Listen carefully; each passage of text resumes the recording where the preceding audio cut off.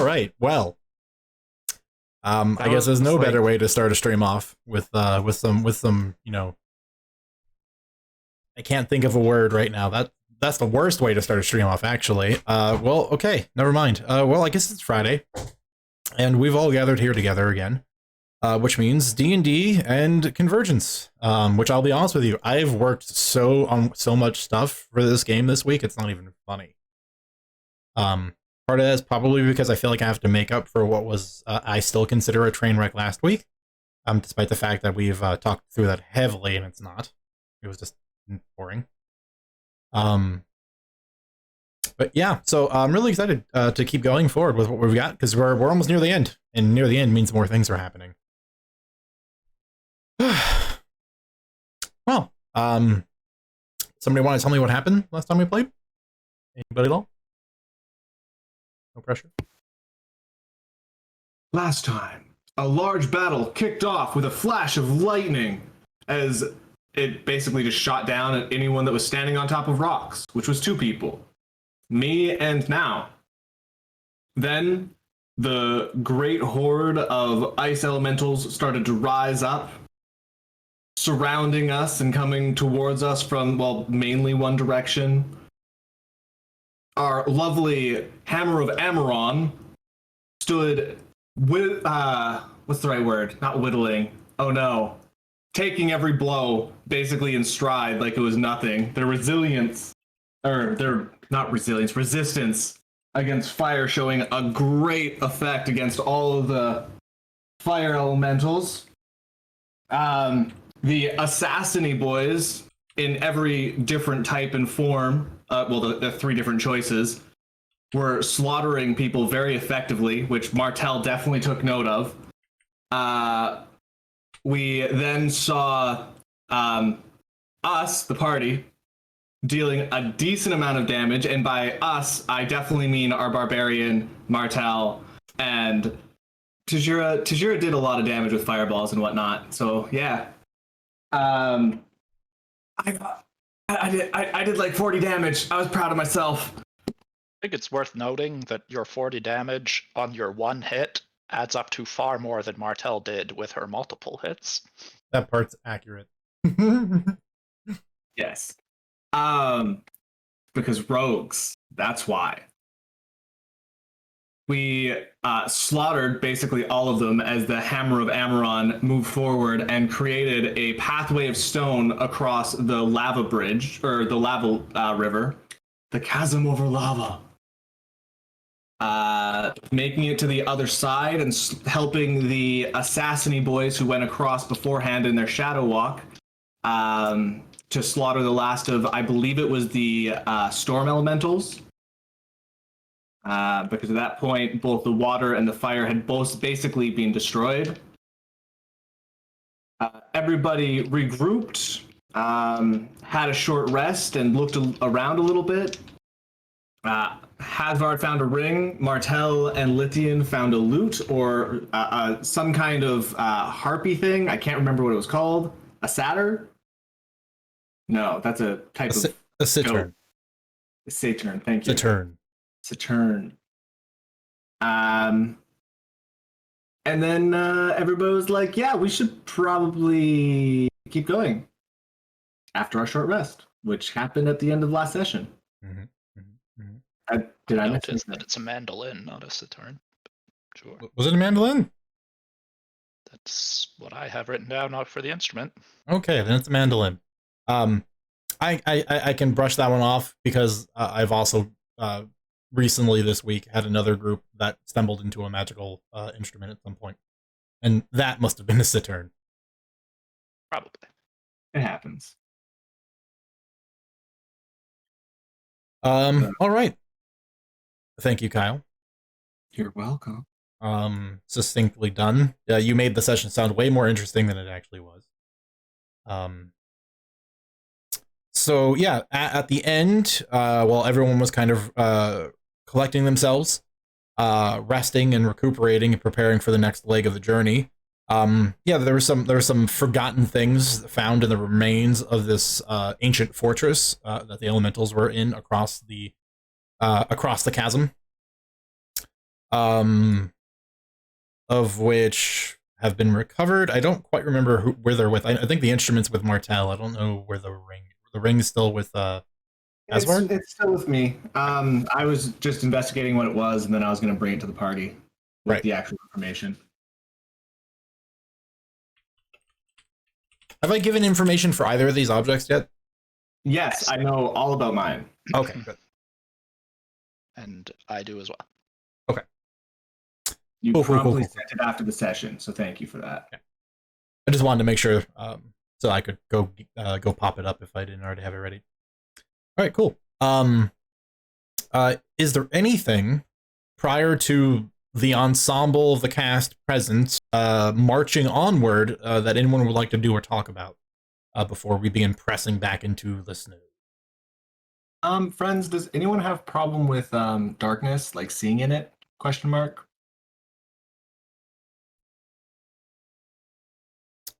And possibly someone who, doesn't do a lot in their this is, how do you say it, not meta?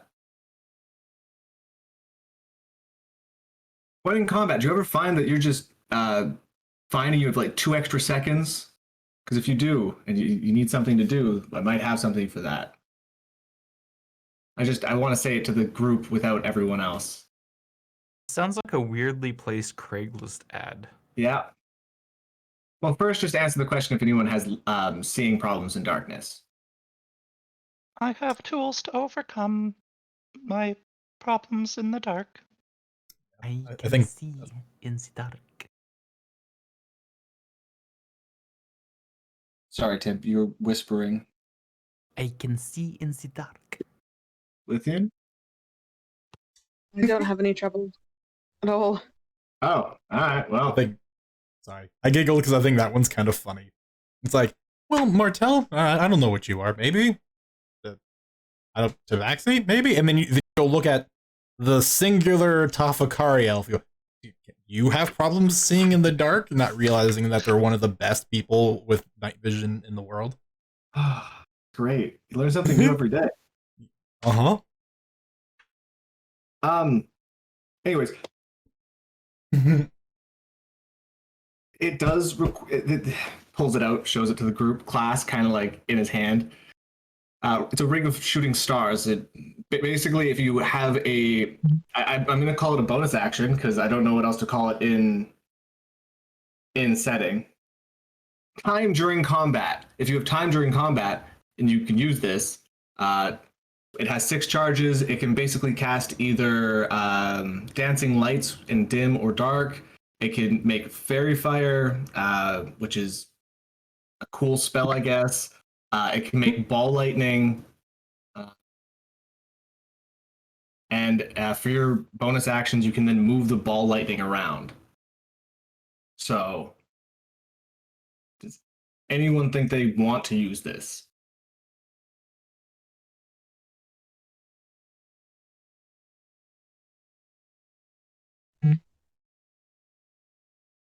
If no one else has any interest, I certainly am always happy to have more things. It does require an attunement. That is what I said. I wasn't sure if that was.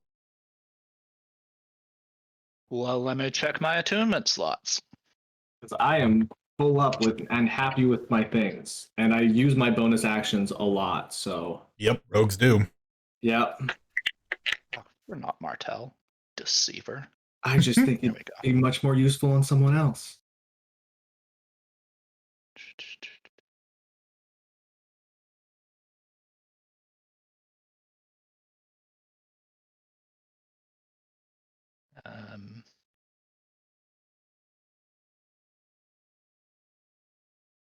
Yeah, I mean, I have an attunement slot left. Do it up then. Darling, it will look fantastic on you. I wrote down the description. 1 second. 1 second. Hold on. That's all right. It is yeah. a thick silver band with some purple gems inlaid with bright silver interspersed with sapphires. And in the center, there is a gem that just sparkles. Yeah, Martel smiles. I'm just It gonna- is very pretty. Oh, thank you. Mhm. That is hard to describe. Yes, it is. Yeah, yes, it is. Jewelry often is. I like the photo though. Oh, I'm giving up beauty. Yeah, it's official D&D art, so it was very easy. Oh, okay. I'll do that in the future for things that have art. Well, surprisingly, which many items I have art, even non-wizards ones. Because it does not looks go with all my outfits, but it certainly is nice. that's a galaxy ring. It's pretty neat. Yes, Lithian and I found an instrument. Although you'd need to be a bard to use it. And she just kind of looks at the handmaiden. She says, I think you're the only one that can do those sorts of things. Would you have any interest? You're willing to give it up, I will play it. I kind of look around. Do we know what it does when played? Or is it just an instrument? Oh, it does all kinds of things. Lots of spells. It's very well made. It's an instrument of the bards. Very curious. But yes, let's hear her play it. I'm sure she's fantastically talented with her fingers.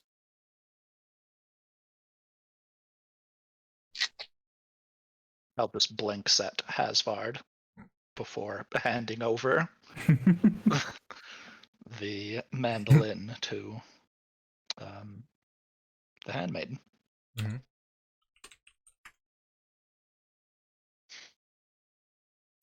And she carefully inspects it, running her fingertips along it, and kind of taking in the intricate designs in the wood.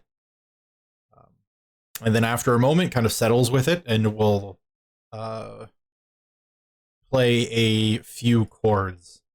And they are very soft and lilting and carry with them a resonance in the air that kind of makes it vibrate. An obvious sign that there is some power within this instrument. And it is quite obvious that the handmaiden does have some talent for the instrument. You mean with your fingers? If no one else has any need for it, I will more than happily make use of it.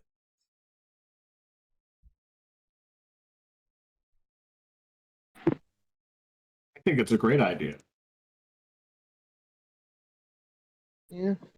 Honestly, you've been nothing but helpful. So, anything we can do to help you too, let us know.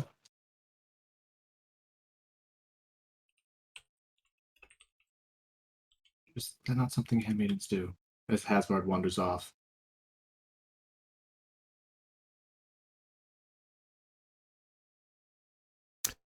All right. Anything else? Not that the items have found homes.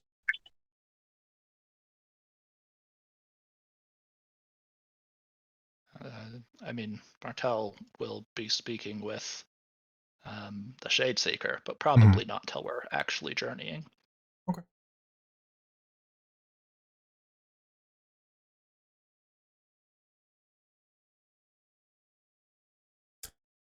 All right. In which case, we will pick back up on the journey. Give us the spire.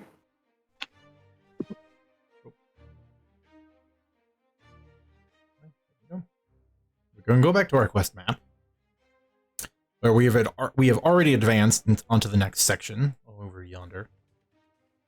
The next leg involves a wild magic field, as you've started to grow accustomed to.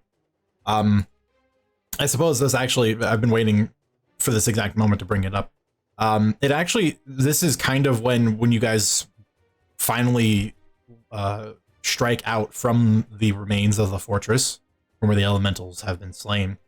About an hour into it, Lithian, your scalp begins to itch like crazy. And then your head sprouts with full-length hair over the course of about 5 minutes. Regrowing all of it, and then some. This is like while we're just sitting down, Mm-hmm. or as we're walking. It's like you guys are just getting ready to leave, and it's just like, and just explodes out of the top of your head. Was that painful? No. Like a lot of tickling nerves. It itched, but it wasn't painful. But thank Your hair's back. goodness, yes. Yeah, Ugh. for the record, it's like down to your knees. Yeah.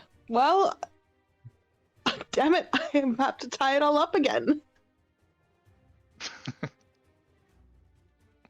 Well, give me another few minutes, maybe more. If you'll allow it, Martel will help. Yes, He's a bit of please. an expert in tying up hair. Jeez. Yeah. Oh yeah, Lithian trusts you with her hair. She will. Alright. She will definitely let Martel help. And yeah, Martel's just sitting behind Lithian for a little bit, weaving her hair, making it pretty.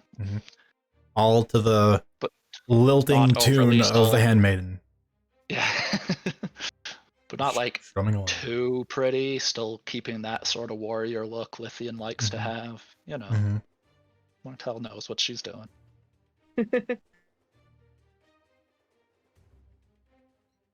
All right.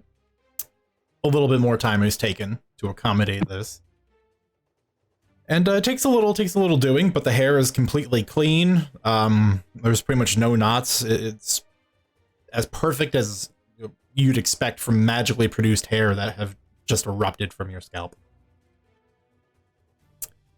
And then after it's all sort of said and done, you guys are back and ready, and you begin marching back off. Like 45 minutes into it, you get a call from the front, from Lhasa, who just kind of raises his hammer into the air. We're going into another wild magic field shortly. Prepare yourselves.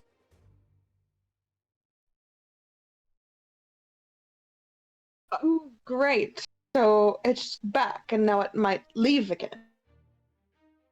Yeah, I mean, the second he says that, Martel's just kind of like hanging on to her hair a bit.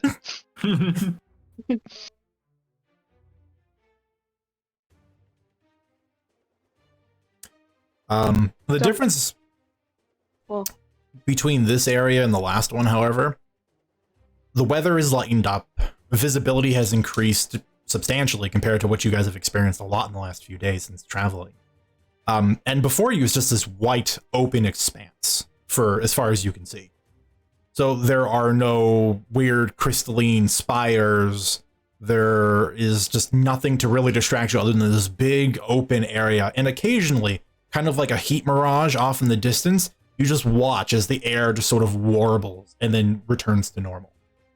And it's clear you're basically striding headlong into this field with pretty much nothing in front of you. And the pace of the group, which has been a really good walking pace, now picks up to a steady jog, almost into a run, as it's just, let's just get through this as quickly as we can.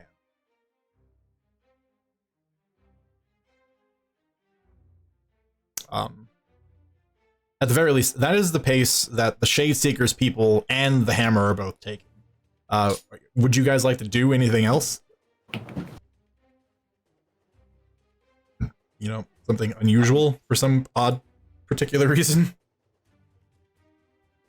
Not exactly. Martel, like as we're approaching this, Martel would kind of take a moment with the Shade Seeker and say, I wish to speak with you, but perhaps when we can have some privacy and not while we're in the middle of a wild magic field. There is a moment, Martel, and you just kind of hear like a low hum and ha in your head. We could also just speak like this for the time being, if you prefer. It's fairly private in here.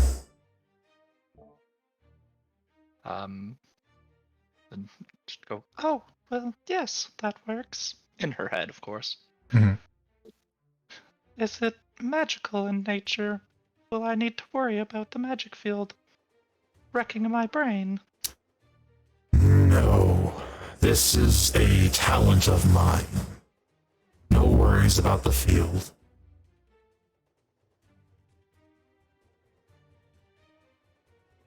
Well, I believe the most important thing is Lhasa shared that we will likely be encountering a dragon when we get close to our destination. Apparently, Lhasa has the power to see the future at times. That is fascinating.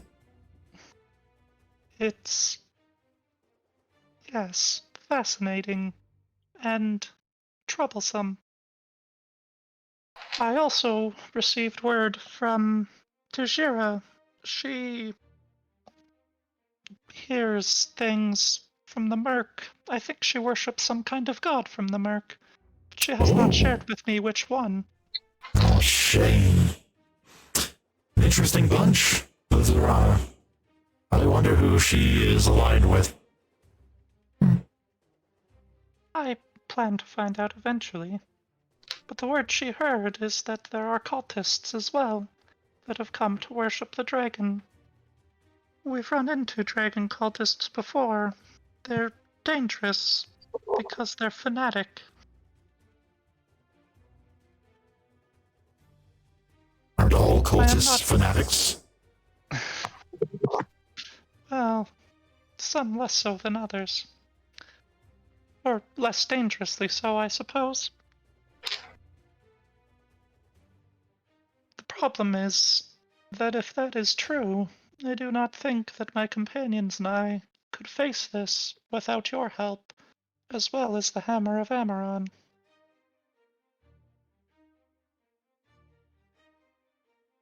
So you wish to So, broker a deal? Is that what it is? there's a smile on Martel's face as she says, well, I wish to broker a deal between us, at the very least. I think the Hammer of Amaron is going to be noble and fight the dragon regardless of what happens. But your power, that is something I could find very useful and very helpful.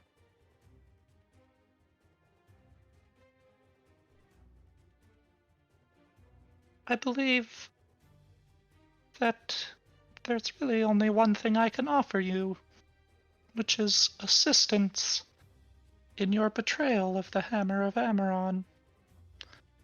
Loss's abilities are troublesome. He may be able to see when you come. I will arrange his death. In exchange, I would like your help in taking care of the dragon. Betray the Hammer of Amaron after.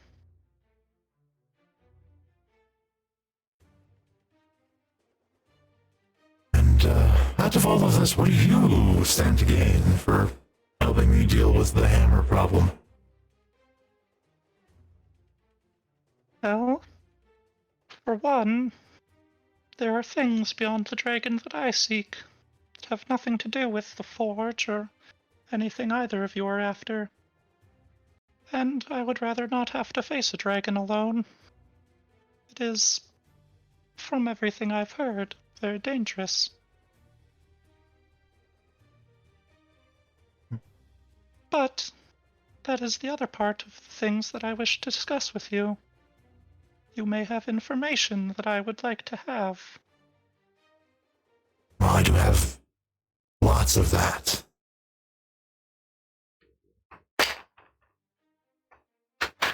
Well, I am searching for the resting place of a primordial god. I've heard there is great power in finding their resting places. And if my own plans are to succeed,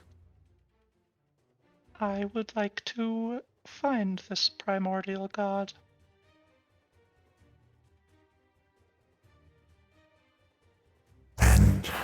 because my curiosity does so like to be sated. Which god are you searching for? There were only 4 after all. I don't think Martell has the name, does she?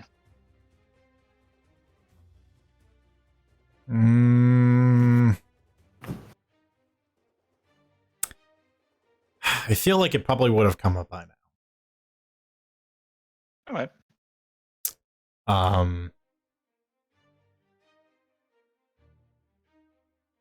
Hang on. I'm having a complete another brain fart. Give me just like 1 second to go find where I dropped it on the floor and pick it up. I got notes, I guess. I swear this is my own setting and I know everything about it most days. Okay, your setting is expansive. It's okay to have notes. Well, I do, but like this is a kind of like a big thing. It's one of those. I don't know if I've forgotten. No? Probably because you're running a D&D session and prepared a whole lot of other stuff, and we're You're not talking wrong. about the names of primordial gods. All right, when I want reasonable advice, I'll ask you, Ben. I'm sorry. I'll shut up. How dare you make me feel better? You know what? When in doubt, I'm gonna yell at my wife because I know I've talked to her about it, and she tends to remember these things. Because it's one of those like I know it, but my brain just can't pull it out.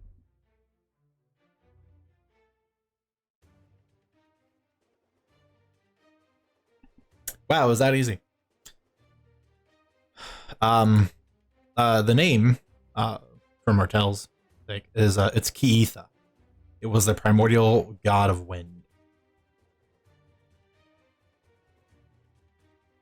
For your notes, I will message you the name. All right, perfect. Because I was like, I don't even know how to begin spelling that. Then yeah, it's Geetha.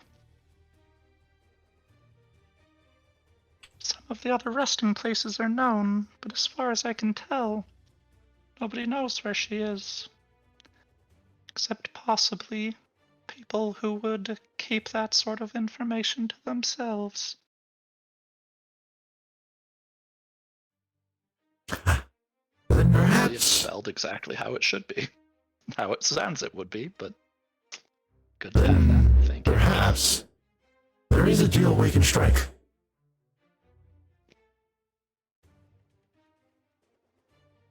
As you guys are now, at that hearty trot, you guys are occasionally watching flares of wild magic happen in the distance. Sometimes they get a little closer, sometimes within 20 feet. And you're observing a lot of very unusual effects. Sometimes it's just like a pop of confetti and suddenly the air is sparkling with these bright green, like, floating diamonds. And then in another section, you'll watch as like a huge, like 30-foot radius plot of land, suddenly a bunch of bright green cabbages spring up. And you just keep moving. Off in the distance, you'll see a small electrical storm gather and then quickly dissipate about a minute later. But so far, fortunes has favored you in that nothing seems to be having really targeted you as a group yet. While Martell has this ongoing, what about the rest of you? Who are you hanging out with? Is anyone talking to anybody? You know, things like that. Oh, I got my buddy Gmir. Mm-hmm.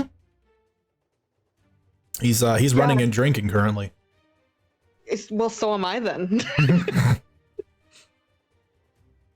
It originally just kind of started as he's just huffing and puffing, and he pops up his full helmet, and he just takes the tube that's attached to the keg in his pack, and he just like starts drinking it like it's a camel pack, and then he just stashes it, and then that sort of starts a drinking thing. I'll make some like small talk kind of thing about how I'm so glad I have my hair back, and I'm sure he's glad to have other things back. Yeah, well, it's just like that. It's like when he does that for the first time, because like your hair came back in a very grand fashion, but he wasn't really thinking. Again, he's maybe not the smartest Goliath out of the whole hammer. But he wasn't really thinking. It was when he actually popped the helmet off to take that swig that he felt and you see it, this really full, thick, wiry black beard that's growing in. A dwarf would be proud of this beard. Wow. It is like, now that he's like unfurled the helmet, it is like down past his pecs. It's just this huge, thick beard. He has not stopped grinning since he's discovered it.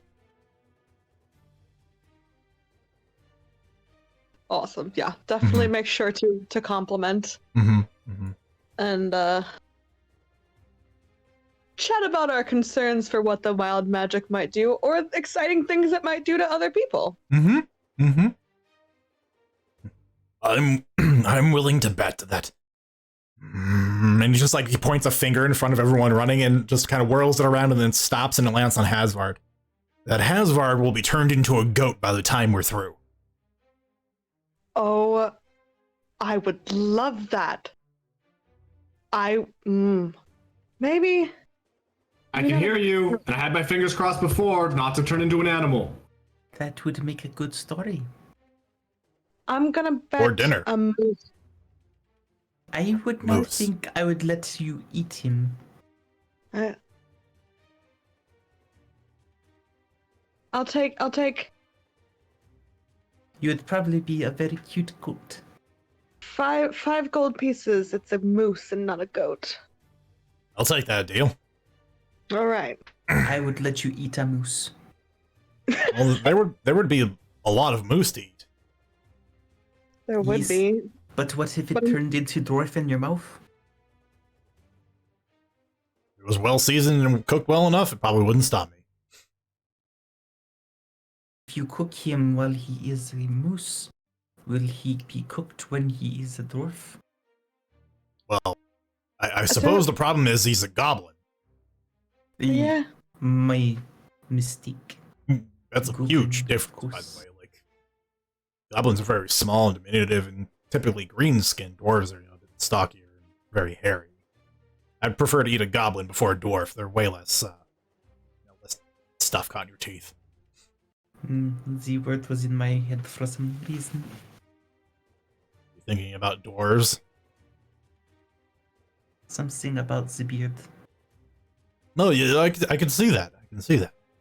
I think I'm going to stop and ask Martel when we're through with this to help me do some braiding. I have some jewelry that I want to work into this. You know, I can actually help you with that. Oh, that would be excellent, actually. I'm good with my hands in a lot of respects. I'm a smith, of course I like cooking and all that, but when it comes to doing that, I just can't. I don't have the dexterity. Yeah, you haven't seen me when I lived in the city. I look a lot different. I bet. Everybody looks very different when they come out here to the ass end of the world. That's very true. Kyle, roll me a D100.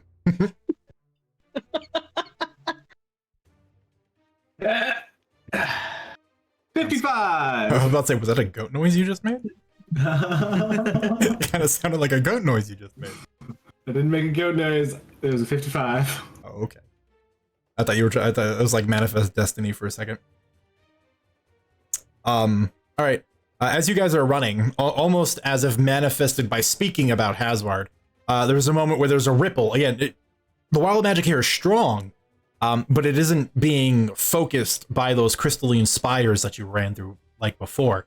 So the waves are just kind of passing over people, and just effects are sort of occurring. Hasvard is running along, and suddenly there isn't one Hasvard, there are 4 Hasvards.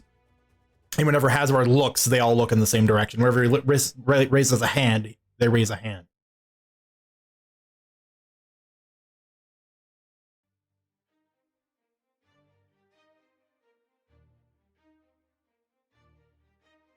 Hasvard, there are 4 of you.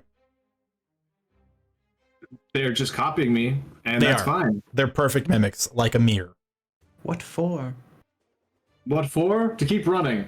Don't stop, keep running. I'm so happy I didn't turn into a goat. I'm not. There's still time. And there's another wild magic field coming up. You're not out of this one yet, Hasvard.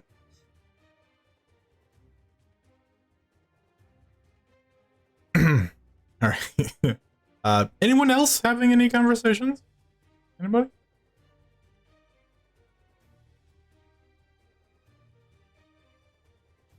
No? So we're going to keep casual banter to one side and then Martel having the serious assassination talk on the other? Yes, because unfortunately other people don't have we speak in brain talk. So No. Well, I mean, I mean, even if they did, it's not like everyone shares the same brain speak channel, you know? Everyone's got their own channel. yeah, I Also, get you. like, none of us are even remotely as politically minded as Martel. Also fair. And So, like painfully accurate. Painfully. mhm. All right. Fair enough. Cut back to Martel. I'm trying with them, but it's a situation where we literally have people that we would be talking about in front of us.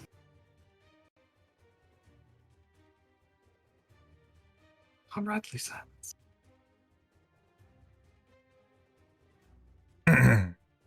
Martel?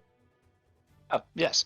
Yeah. Then Martel will just continue and say, "So, I will arrange the passing of Lhasa, thus eliminating his predictions from any sort of future betrayal. And in exchange, you will give me information about the resting place of Kiatha, as well as give me and my companions the freedom to explore and look for what we are looking for in this place that we're all going to. Ancient city."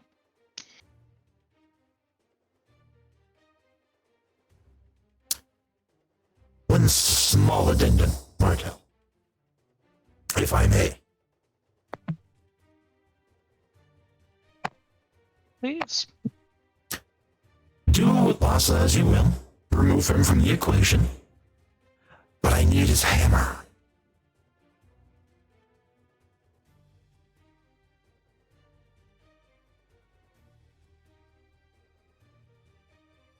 Hmm.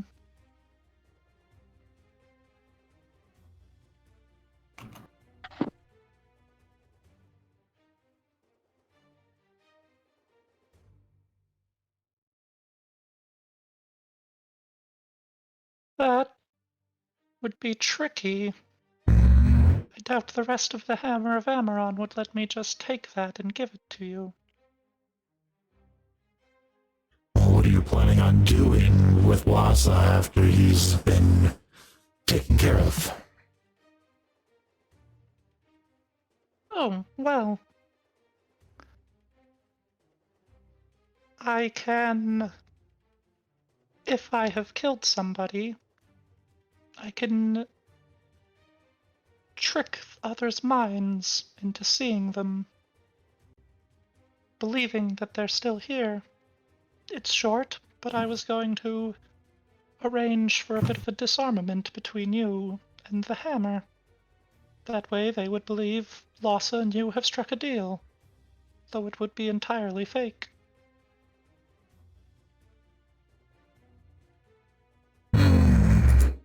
We would then have to arrange relatively quickly for Lhassa's body to fall down into a crevasse or some equally plausible reasoning for him to die that you would not visibly be part of.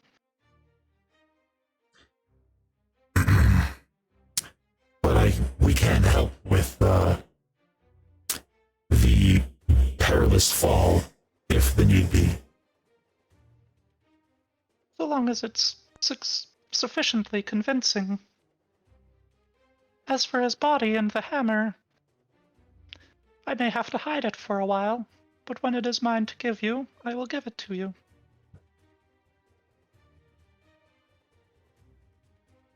And if I might ask further details into the plan, how do you plan on having Lhasa fall into a pit? How will that be his undoing? You've seen them fight. They were swarmed on all sides by elementals. They walked out on the other side mostly unscathed. How do you plan on felling creatures as bullheaded as they are? I was an assassin for many years. I've killed creatures as bullheaded as they are.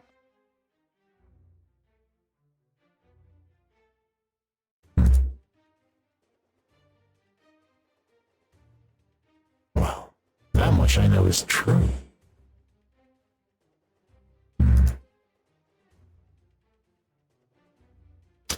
Well, I believe you have the sufficient skill set to do so. And the deal is mutually beneficial. I do have information that you desire, multiple pieces of information you would desire, and if this deal does turn out as well as I hope it does, I might be willing to sweeten our side if it goes all to plan and we acquire the hammer at the end. And in exchange, we will more than happily throw our lot in to deal with the dragon at the end of this road.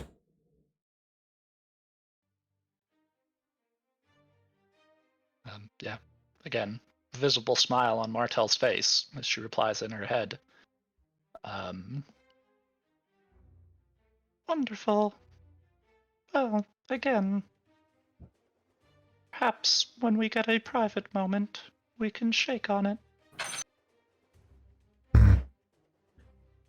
Sounds wonderful. When all this is said and done, then. When all this is said and done.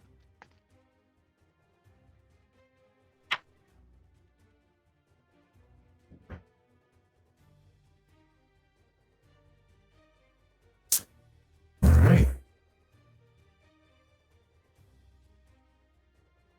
right. I think that's the end of Martel's in-head conversation for the moment. All right. Martel, roll me a D100 dice. Here we go, D100. Where are you? There we go. D100. 21.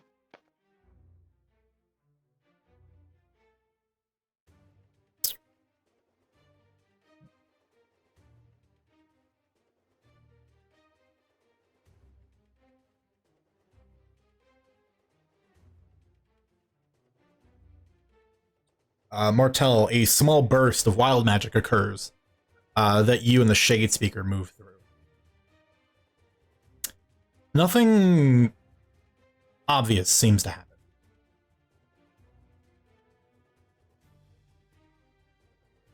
All right.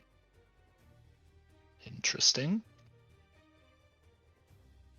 Martel just checks her hair, make sure it's still there. And hairs on your head. Everything seems in order. No obvious changes of clothing or skin tone or anything like that. Well, if she could breathe a sigh of relief, she would. She can't, so she doesn't. No use putting her pathetic attempts at it in front of everybody. Hi. Still concerned that nothing has manifested as of yet.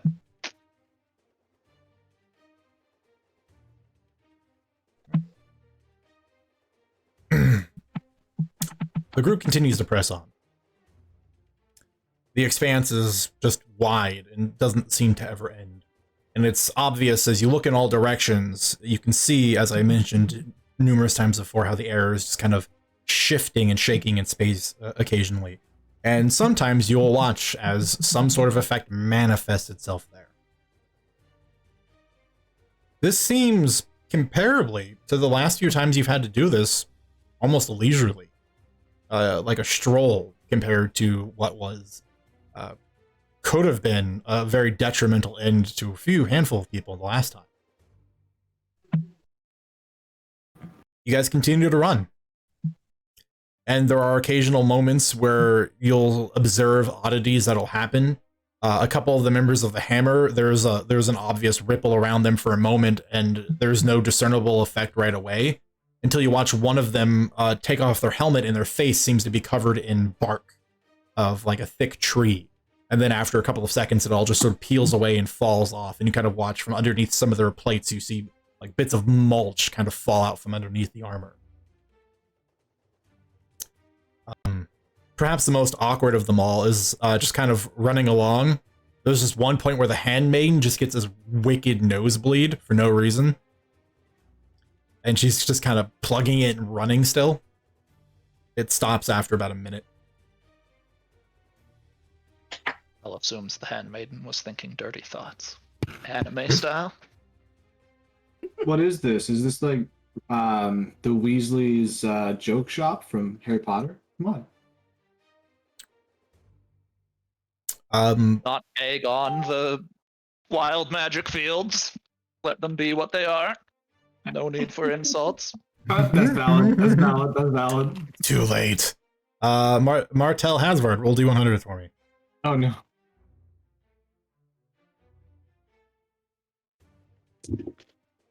$28. The 8. What was yours, Martell? 68. 60. Okay. Running along Hasvar, there's a brief moment where your duplicates have now vanished. There's a pulse of magic that you sort of run through and you're like, oh no, and you're dreading. But then you sort of watch as the air, as it warbles and shifts, it kind of bends around you, kind of like you're running through a wall that's made of a huge bubble. And the magic sort of coats your skin. And it sort of vanishes. But then when you sort of like just try to prick at yourself, you have a thin layer of protective magic around yourself. As long as I can still breathe, I'm happy and running. Yeah, you have a +2 AC for the next minute. Nice. Oh, well, this one's interesting. Hang on. It's fun, like, when I don't fully know all of what's on these tables. Because for the record, I use 2 different tables, and I don't quite know what all of them are at any given point in time. So I didn't know this one was on here, but this one's kind of interesting. You got another dice roll in your future, Martell. Oh, goody. Roll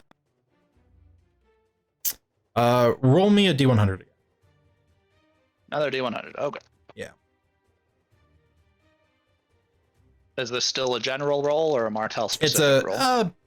It's related to something that's going to affect Martell, but it is a cause of the wild magic. Yeah, let's do the Martell dice then.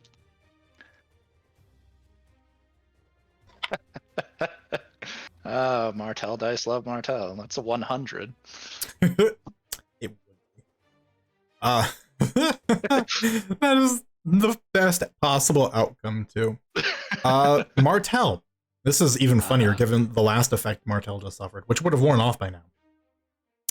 Not that Martell would know this, but Martell, somewhere in your brain, you're just thinking, and there's something that sort of just comes to the forefront of your mind, and then you feel just a slight little tingling in your chest.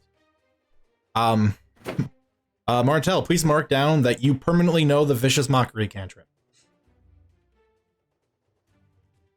All right. Very nice. That's perfect. Yeah, like, legitimately, I didn't pick it. It was just based off of the dice roll. I literally looked at all the cantrips, I was like, all right, kind of arbitrary number scale. I was like, all right, then I'll just, whatever he rolls, I can cut it in half. And that's what we landed on. Martell dice love Martell. All right, hold That's on. real Let me fun. add it to my stuff. It's not even that crazy.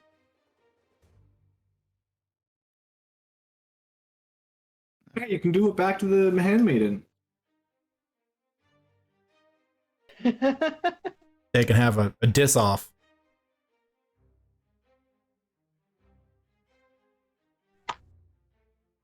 And just to round it out, you know what, Lithian and Tajira also roll me D100s. Oh, No, I boy. don't need to. The wild magic god says otherwise. Yeah. Yeah. 45.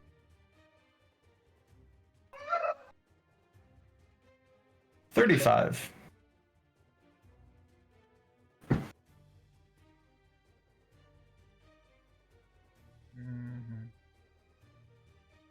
All right. One of these is familiar, the other one isn't. As you're going along, Lithian, you're just kind of keeping pace with everyone, sort of watching as everything's going around. There's a moment where there's a gathering of magic in front of you, and then there is just a ripple, and it's like a firework just went off right next to you. There's just a sudden burst of sparkling purple energy, and it just kind of stands or just sort of coats you for a moment, like glitter. But after a little bit of running, and for about a minute's time, it just sort of dissipates. Right. Tajira, it's hard for you to notice right away, and it's only after a couple of minutes that you actually finally realize. But you no longer can smell. Oh. That'd be very disconcerting, actually. Yeah, like at first you don't notice because it's just like there's just a lot of like, all right, go, do. And then suddenly, because it's just been long enough, you're like, wait, I don't smell the frost. I don't smell like the large people in plate armor running in front of me anymore. It's just like, it's just gone.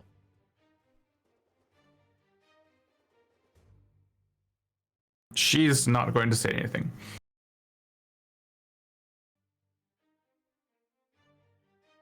All right. As you guys press on, about 45 more minutes pass in this run. I would like everyone to make perception checks. Is it based in any of my special senses?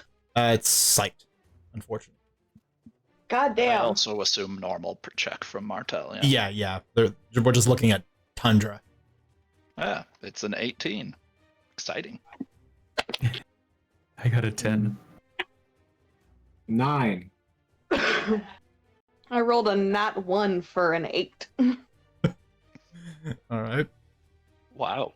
We are not Martel noticing perceptive. something nobody else will. What did Martel get? An 18. Oh, yeah. Being at the front of the column as everyone's kind of moving, at this quick pace, there's a moment where both you and the Shade Seeker notice something, and then you hear one of the members of the Hammer call out, and we'll point off into the distance. Martel, you see, there are actually a couple of unusual shapes starting to take form off in the distance. And as you guys continue to run, because it's one of those, as long as you keep moving forward, it'll start sort of crossing on your right, and you can start getting a better idea as to what it is. But it doesn't take too long, even when you're still like several hundred feet out, that you're starting to see shapes of... They're mildly triangular, and they all seem to be formed into a circle. Covers about a 50-foot square or 50-foot circle radius. Looks unusually, well, it looks very unnatural.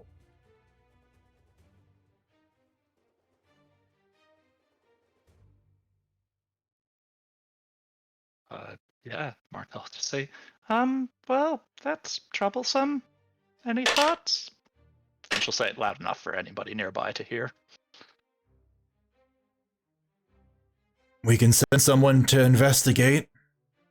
2 of our quicker ones.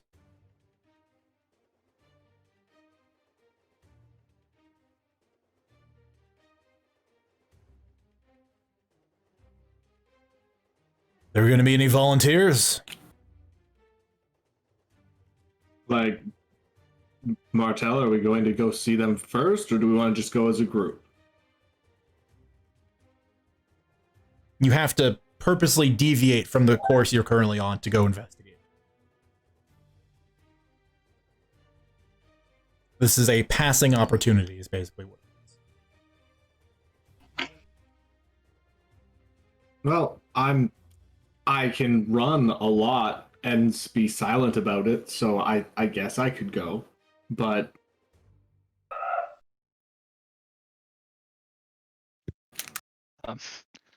Martel just kind of frowns, goes, I am pretty fast and also pretty quiet, but I am not risking my hair.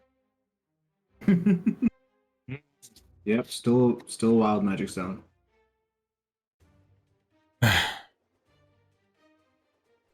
Lhasa just sort of turns, looks behind him at the group of the hammer running, and he points to now, and then points to the camp. And now breaks off. I follow now. Okay. We're gonna stop and take a quick potty break, because I gotta go pee. And then we're gonna come back. We'll make this one a little shorter. We'll just make this a 5-minute one. And then we'll take another one a little bit later. We'll make it a little bit longer. So about 20 past is the goal here. Okay. So we'll be back in a quick moment, and then we'll see what it is out in the distance. Ooh. Your doggo's there. Show us on the camera. My doggo. He was. Daisy. Oh, did she run away? There's Daisy. Come here, Daisy girl. Yes. Come here, Daisy. Oh, nope. You're gonna walk away? Okay, bye, Daisy. Bye, Daisy. All right. There's a good view of dog butt. Fun while it lasted. Come here, Daisy. Come here. Come here. Come here, pretty girl. Nope, you gonna just sit on my desk? You gonna beat up our Clearly printer with your excited, tail? but- Yes. Yep. That I tail. love your attention. Seriously, the tail's like this thick. Getting slapped by it hurts. There we go. Oh, hello. Here's Daisy girl. Aw. Okay. Okay, hi Daisy. I'm the dad. Hello. Hello. Hello, pretty girl. Mm-hmm. Oh. Hello, sweet girl. Say hello to internet people. She said Daisy hello can't to us for you. Okay, though, I really have to go to the bathroom. So. Thank you, Daisy. Thank you for visiting. I'll be right back. Can we have Daisy DM? Daisy Master? Yeah? I think we'd Yeah, be going yeah, for a I lot of gotcha. W's. Eh.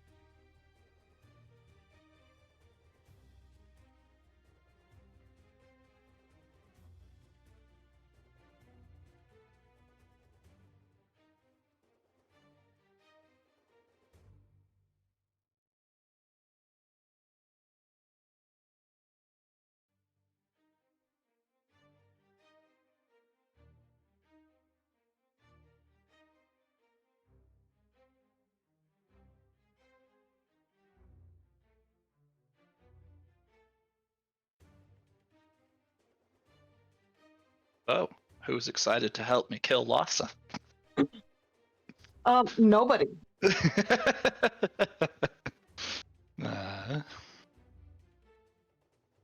Don't worry, I have a plan. Just have to trust Martel. Oh. Oh. There's some player character disconnect happening here.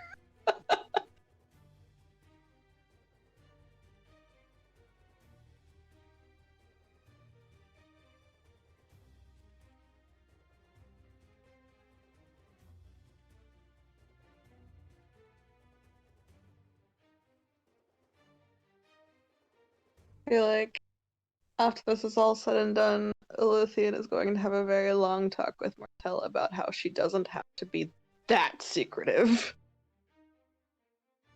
Yeah. I know it won't go anywhere, but she'll try. Well, it's a hard-learned lesson. You can't trust everybody with your plans. Although that said, I mean, you're absolutely right. It's bad for the entire party that Martell is doing all this scheming by herself. But it is one of her flaws that I have written down, that she doesn't trust people with her plans. Yeah, uh-huh. And like I said, her and Lethian are gonna have a good heart-to-heart about it. Don't worry. Does this have to do with the note that Martell passed a couple sessions ago? Yep. It has everything to do with the note. Gonna be really hard to explain this murder later. What murder? Exactly. Oh no, I forgot to show you the other new dice.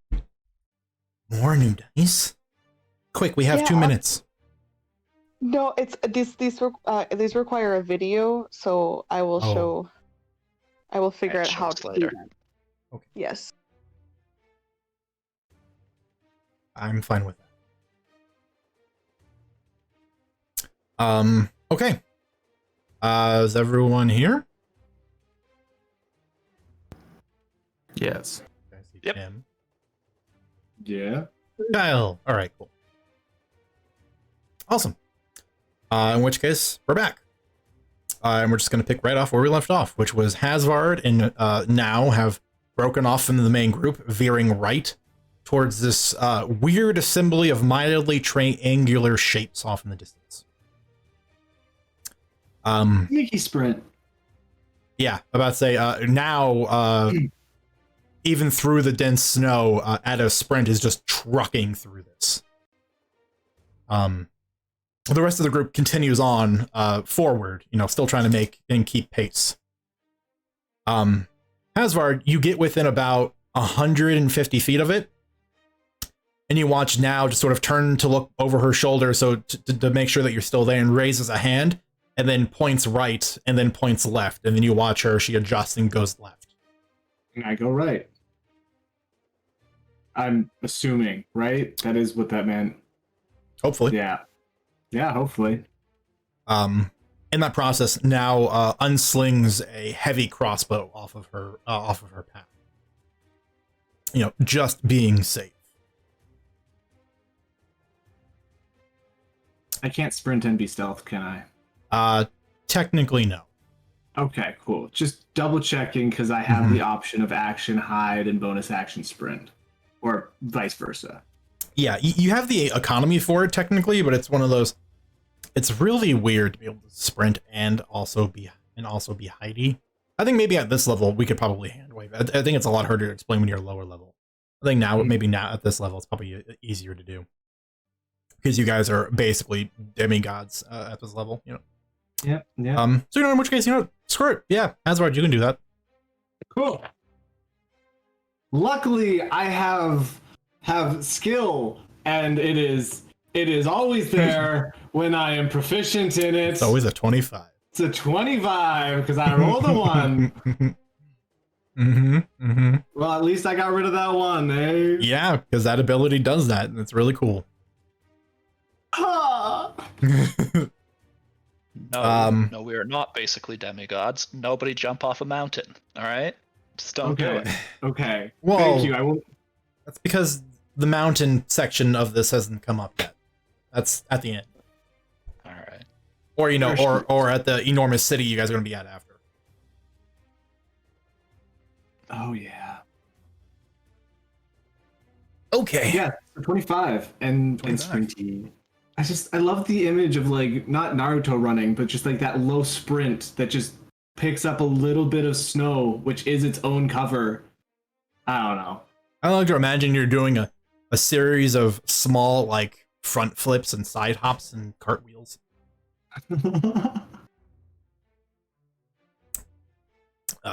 Anyway, you begin heading right, moving quickly but staying quiet. Now goes left, moving quickly, electing to not stay quiet after noticing you've sort of just dropped off of the radar. Now, covered in plate armor, even can elect to make quite a bit of noise. And you guys slowly begin closing in 100 feet, 75 feet, 50 feet. And it's when you finally kind of get up a little bit closer that Hasvard, it was kind of difficult to even take a stab in the dark as to what this might have been this far out. But when you get much closer, when you start creeping further in, you actually, you step on something. Something catches just about at your waist. And then suddenly you begin to hear what sounds like a chiming bell in the air. And all of you who are several hundred feet away can also hear it. It's like a huge church bells ringing suddenly. So there was a rope in the snow, pretty much. There was now at closer inspection a wire. I guess sprinting didn't help that. Come out of hiding and step over the snow rope. All right. You can bypass it. There is, and when it goes off, there is no immediate reaction. So they don't move or anything. Nothing happens. The only things moving in this environment are you and the party. Like, you are the only moving things here. Hasbart crosses his fingers and watching his feet now, starts walking towards the triangular shapes. In your defense, it's not because you didn't see it. It's because you're in thick snow. Oh yeah, no, you just literally just can't even see it as you're wading through snow. Yeah. The chiming sound of this bell does not cease for a period of time. So just imagine this is in the background now, just this loud gonging bell. It does make your eardrums hurt quite a bit. Can I make an intelligence check to see if this is in some way a gong or a food gong? Yeah, I have to ask, okay? Yeah, sure. Make an intelligence check. Why not? Why the heck not? Yeah, food Right. gong. Woo. Well, I didn't roll the best, but that's okay. It's really not, but that's okay. It's a 7 because I rolled a 4 and my intelligence is a 3. Could be. Could be. Cool. Hasbart keeps his fingers crossed and keep walking in to investigate the area. Hasbart finds the first Arctic food truck. No, I'm kidding. What? I'm joking. Okay. They serve snow cones.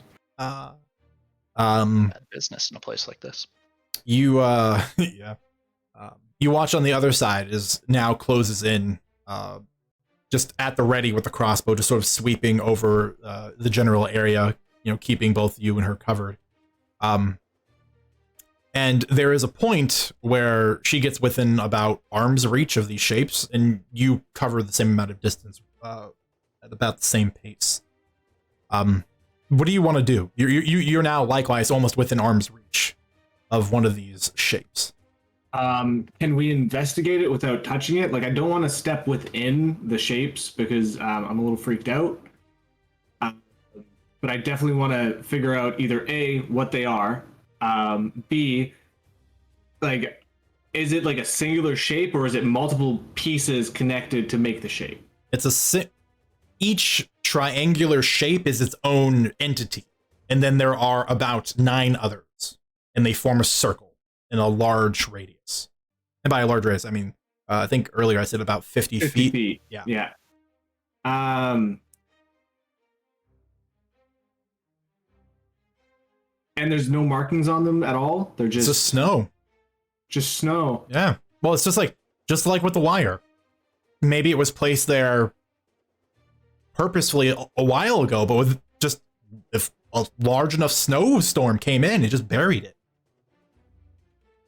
Well, moving around the circle to meet up with now. I've never seen anything like this. I've never heard of anything like this. I don't think I have, at least. You've not heard an alarm before. Well, yes, but I'm more talking about the circle of triangular, possibly a ritual circle, possibly anything. think you're overthinking it too much, Asvard. That's my life. And she kind of kicks the nearest triangular shape. And there's a sound, but it doesn't sound dense or heavy. But there's like a small reverberation, and then you watch as the top part of it, there's a lot of snow that sort of shakes and just slides off.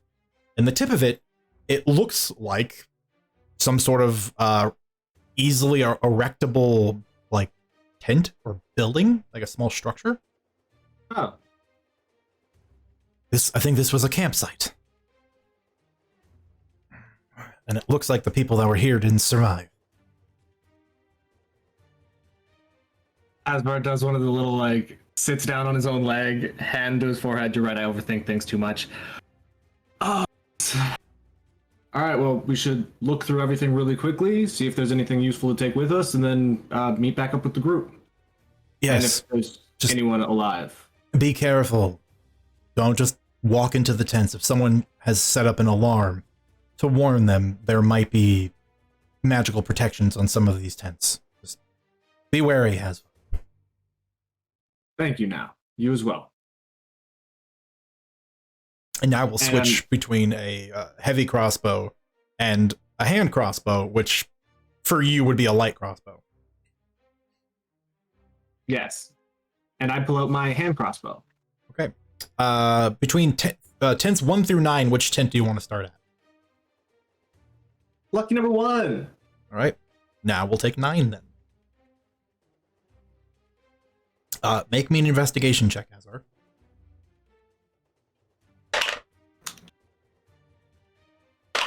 $23. That's a good number. A quick survey of kind of like moving some of the snow and very diligently sort of brushing sections off to check for areas where there'd be easy placements for trip wires or traps or things of that nature, finds you nothing. This doesn't seem to be protected. But a closer inspection for the tents does reveal that they're actually made out of, it's an interesting setup, these tents. So they're perfectly square with triangular tops. They're slightly slanted. I guess they're not perfectly square, but they're in a square shape. They're slightly slanted on the front and slanted on the back to account for wind. But they aren't, they're not canvas. They look like they're made out of a flexible type of, like, flexible sheet of metal. Oh. Interesting. Do it, like, would they collapse really easily? Like, if you won't know until you get inside. Let's do that then. Okay. You kind of ply around the front area. You find there's a small grip, an indention in the metal, which you kind of can easily grab onto, and it takes a little bit of effort. As a matter of fact, make an athletics check. There's a lot of snow. You basically have to like try to open this like a door. I'm using a piece of inspiration. All right. 13. 13. All right. It takes a little bit of effort. You kind of have to dig your heels in and slide backwards a couple of times, but you get it open. Inside, you see on the far side, there is a very finely made bedroll that lies empty. There is a pack of adventurer's gear leaning up against one of the side walls. Pardon me. And in the middle of the tent, you see there is this dark black rod that is affixed in the center. And it seems like the most unusual part of this entire thing. It's there in the middle of the room, where the rest of it just kind of looks like a regular tent. The interior, however, is made up of a type of treated canvas. And you can tell inside there are folds inside. And you're not entirely sure how it works because you've really never seen a construction like this before. But you do think, if you knew what you were doing, they would fold up perfectly into like, probably like 3 foot by 3 foot squares that could easily be strapped to a pack or something. That's awesome. The first thing I'm going to do, because of this strange black pole that's in the middle of the tent that has very little to do. It's like 8 inches tall. 8 inches tall? Yep. I'm going to quickly sprint over to the one now's opening, slide up behind her, because I'm assuming she's opened it at this point. Yes, she is crawled inside after clearing away a bunch of snow. you basically just kind of see the tail end of her pack sticking out. Because for the hammer members, they're much larger. Yes, they are many feet taller. I do get what you are saying. I look between her legs and see inside that is there a black hole? There is. Along with a small night table on the side, a writing desk, and a chair, and then a bedroll on the far side. Now be careful of the rods. I think they might have something to do with why these people disappeared. And then I sprint back to the other tent. All right. Make your checks quick. Okay. And then I'll hop inside my tent and check the backpack for anything useful, as well as we can't fold these down without having the stick inside them. So that is a bust. Very neat mechanics, and I do want to remember how they're done.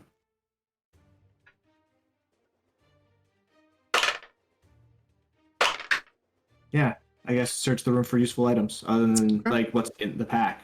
Well, I mean, you've got a passive 23 investigation. Yeah. And you can't roll lower than that, so that's basically what that means. But I rolled a 20. Hmm? But I rolled a 20. A natural 20, or you? Yeah. 20 total? No, natural 20. Oh, that's cool. Yeah. All right. You look through things. You quickly sort of check the bedroll. Other than the fact that it's made very well, and for this type of weather, there's nothing extraordinary about it. The pack is very well organized. And there is a strap on the left side for a missing weapon, and a strap on the right side for a missing shield. Inside, there's a lot of classic adventuring gear. But there are a couple of items inside that look a little unusual to you. The first one, which honestly maybe gives you slight pause, for better or worse, is it's about a 6 foot tall silver rod, or not 6 foot tall, a 6 inch tall silver rod. It's about the diameter of like a quarter. Okay. Then, like I said, there's climbers kit, a lot of warm weather stuff. But you do find 2 potions sitting in, one of which is a very familiar red color. So is it a level 1 or a level 2? You don't know unless you want to dip your finger in right now and taste it and find out. Never mind. Okay, so red potion. And the other one looks like it contains rolling fog. You ever just been down a street where the fog bank is rolling in? You just see it swirl and shift about. Oh, it's like that, but inside of a potion vial. Okay, fog potion, sweet. Actually, I should call it foggy. There we go. So what I'm going to do is I'm going to take out the climbing kit and the clothing, and I'm going to use his pack, and I'm going to take that with me because I don't want to touch the white rod if it gives me pause. Oh, it give you pause because it's like, okay, another weird metallic rod. It doesn't. There's no obvious purpose to it inside the backpack, right? There's nothing on it.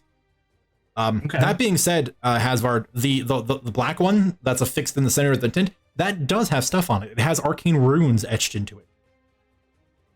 Your 23, your natural 20 investigation, in fact, reveals that much to you. It appears to be a magical item of some sort. Okay. Yeah, because my investigation would be a 33 in this place. So it's a magical language of some kind. Yeah, they're magical runes. Something has been etched into this rod, and it has a function of some kind. You just don't know what it is. Okay, I'm gonna spend 30 seconds quickly etching out some of these runes because I need to save them for later, obviously. Okay. As you're kind of wrapping up and you're quickly doing a sketch, right? Mm-hmm. You hear from outside Nao's voice. Just hear, Hasvard, quickly, over here. tuck it away quickly into my bag, out with her. Okay. Hauling the pack along with you, you see now is one more tent further down than she was. And she is submerged mostly into the tent. Her pack that was on her back is resting on the outside. Also revealing to you the fact that whatever these things are very sturdy. Her pack is large and it's heavy, and it's just leaning against it like it's a solid wall. But she's climbed inside. And when you sort of quickly get there and peer inside, you see, just like all the other tents you've seen so far, on the far wall there's a bedroll, but someone's lying in this. Are they like a corpse, or are they lying in it? There is a body lying in the bedroll. At a quick glance, they are a deep blue color, and it doesn't look natural.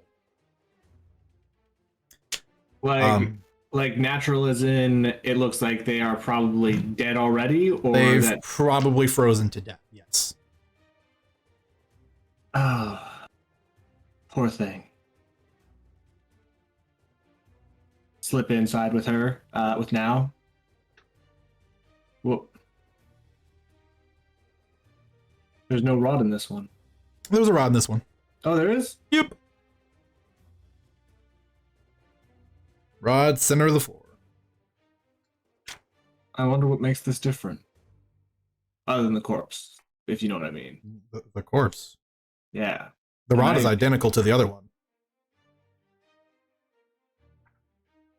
Did you find anything in your last room? No, it looks like there was something, but whoever was in that tent left. They took many of their belongings with them. Whenever whatever happened here. Yeah. Except for this one. This one looks like he was still asleep. Didn't move, didn't budge.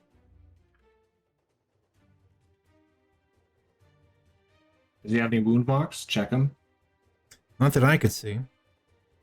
And now has done her best to sort of reveal parts of the body. But there are sections where you can tell the blanket covering the corpse is frozen to it.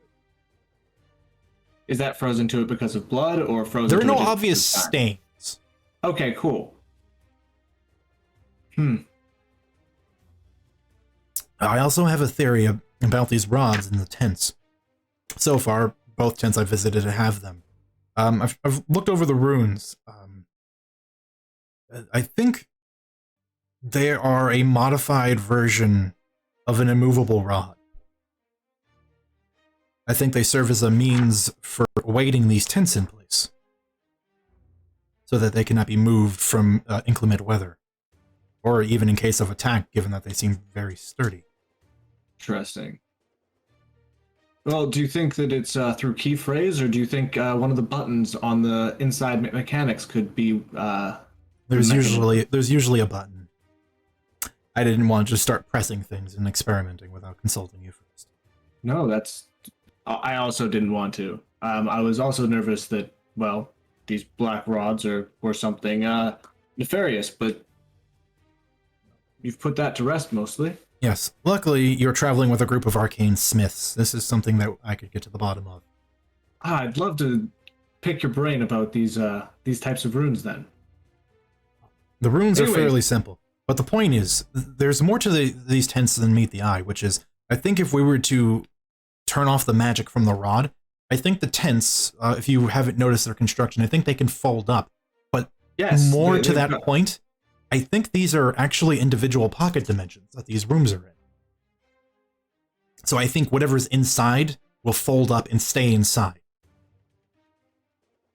Okay, we've got to figure these out quickly then. We don't have much time. Hasbard, quickly, I'm not going to use this one because unfortunately I don't want to disturb the dead. In light of recent... Yeah, go check the other tents. I'm going to see what can be done about the rods. Go back to the one that she was just in and quickly see if I can figure out where the mechanism is. Well, it's just it. There are no other mechanisms in these tents that stand out other than the rod affixed in the ground. Oh, so there's no buttons, there's no like... Nope. Push... All right, well, we're going to start playing with the rod. And possibly the person's desk, if they have notes or anything. No, the desk is completely bare. Okay. I was thinking about it due to the fact that she was in this room and the other one didn't have it. Yeah. Martel, Lithian, and Tajira, I want you all to make D100 rolls for me. As the onlookers, we're going to see what sort of thing is going to happen. 82. All right. 58. Oh, nice. 11. The whole spread. We do. We're all over the place.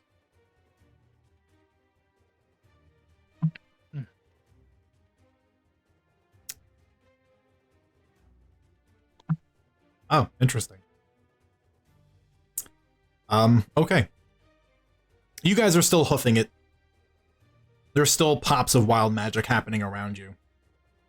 You've not seen Hasvard or now off in the distance, but you can now sort of see that they've sort of begun interacting with the area. There is an obvious sign that whatever was there is not natural and is in fact been brought here by somebody or some people. They look like now from a distance they're going through a campsite.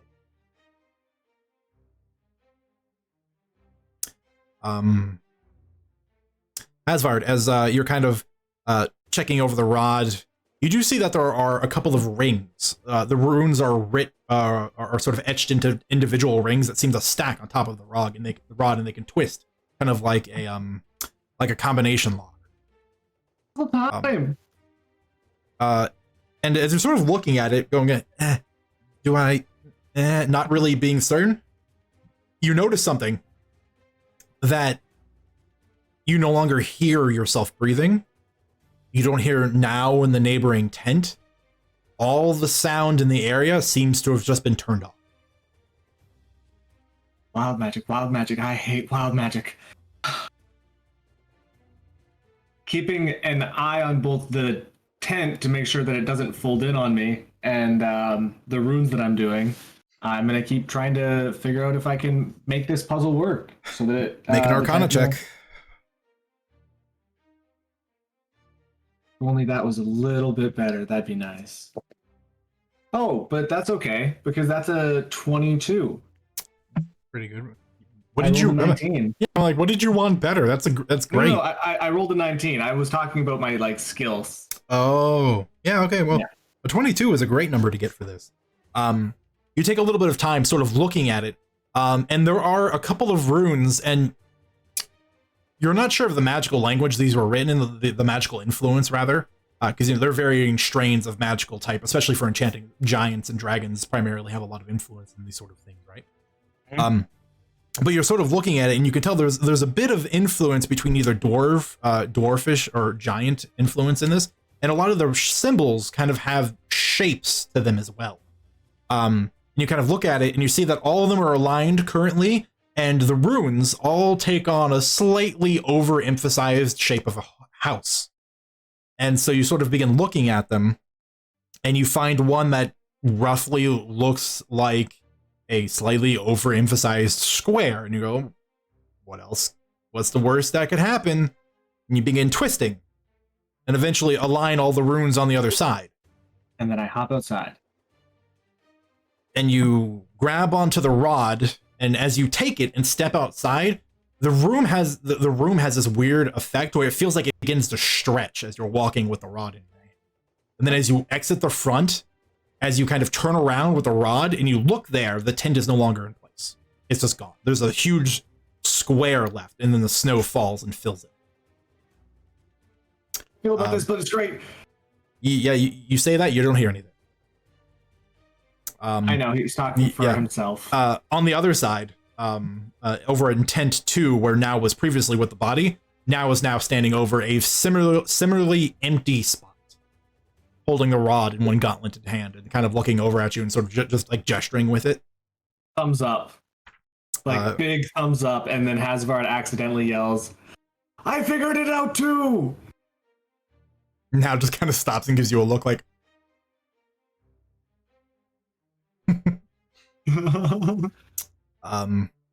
But then, like, you watch as now his movement speeds up. It just kind of like gives you a wave and points to the tent closest to you. and you watch as now steps over to the next one and only goes like maybe a third of the way in, again based off of stature, and you watch as now just comes back out with the rod in hand and the tent vanishes. Do the same. You just now, as you both get the rhythm, begin doing the same thing. You guys off in the distance are just watching as these shapes are just suddenly vanishing, and the snow that was in their place is just falling down to the ground. And in that time, Hazard, you and now both need to make wisdom saves. Oh, that's actually really good. Okay, so that's a 20. That's a success. You suddenly, during your work, all the noise rushes back to you, but then you also get a splitting headache. You take 7 points of psychic damage. You hear a similar grunt, kind of adjacent to you in the campsite now, which is both a reminder that, oh, sound is returned, but also it sounds like whatever affected you affected now. I hate wild magic. Says it out loud. Don't we all? Okay, we're almost there now.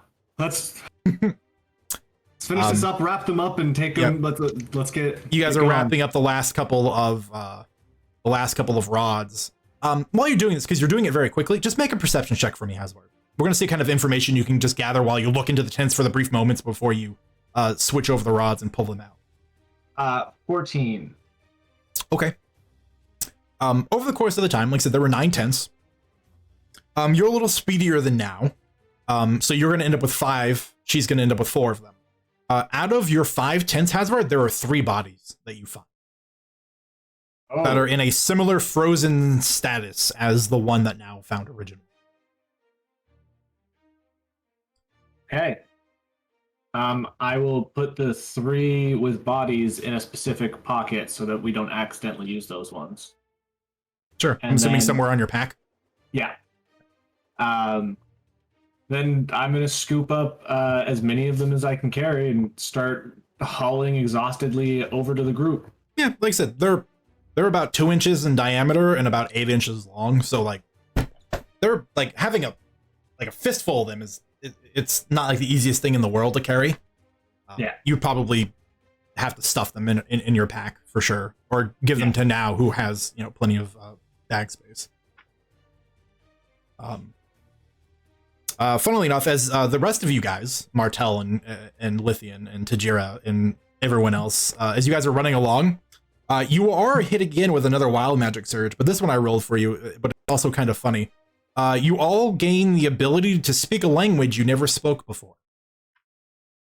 Oh. Permanently? I wasn't going to spoil it, but no, it lasts an hour. Okay, yeah. Yeah, and they're all, and you all learn a different language. Lithian, you learn for this duration Draconic. Martel, Abyssal. It's just all these weird, just out of the ordinary languages. Like Tajira, if you don't know Celestial. And your minds are just like filled with all of this information very abruptly. But it's not overwhelming. It's just like a dawning on you, like, oh, I've always known how to do this. And you can switch speaking to a different language and you're fluent all of a sudden. I mean, Martel's going to start talking in Abyssal to see who picks it up. I was saying, Lithian is only speaking in Draconic until this goes away. You learn quickly that most of the members of the Hammer speak Draconic. Ah. So Gamir just switches and begins speaking to you in Draconic.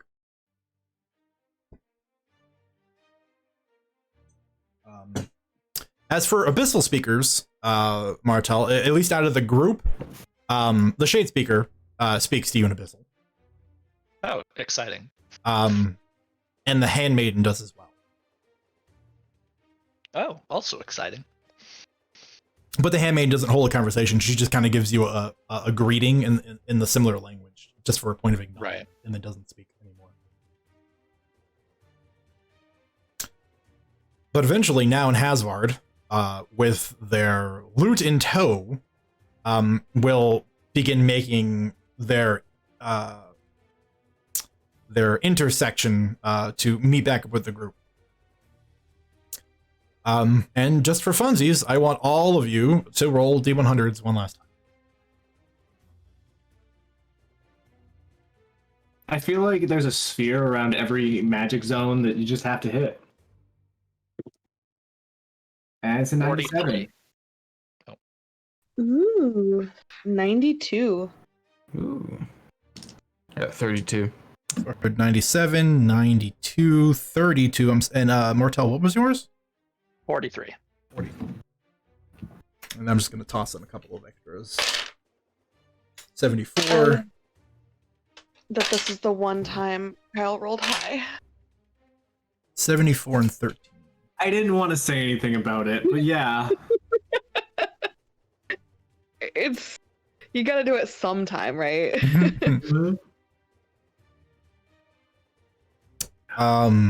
Let's see. Just as you guys are making your way out for the next little leg, as Hazard and now report on what they have found, you experience a couple of effects.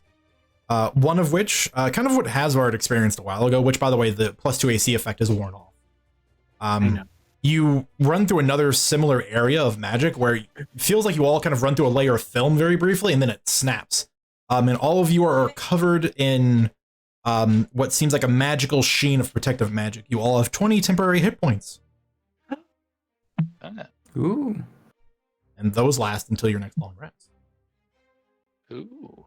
So that one's actually just beneficial. Yeah, that was one of the NPC group's numbers. Thank you, NPC. Hooray, NPC groups. Let's ruin that now. Oh no. Yeah. 10 HP, you said? 20. Yeah. Who rolled the 32? That was me. Why? As you guys are running, keeping pace, Tajira, where are you in the column? I didn't say, so let's say middle. Okay. As you're running along, there's another wave that hits, and everyone kind of like braces themselves and looks around, and nothing really seems to happen, except for you, Tajira. You have a moment where you feel weird, and your limbs get kind of stiff, and then it feels like you begin falling. And then you look up and you realize everyone around you has grown to the size of giants. And there's a moment where one of the members of the Hammer stops and they reach down to grab you, and then you suddenly are rushing up into the air and they're looking at you, and all the sounds people are making sound very distant and muffled, kind of like, you know, adults in the Peanuts. And then just sort of casually, your vision is whirling around very rapidly, and they just sort of hand you to Lithian. Lithian, you are handed a Tajira stuffed animal. She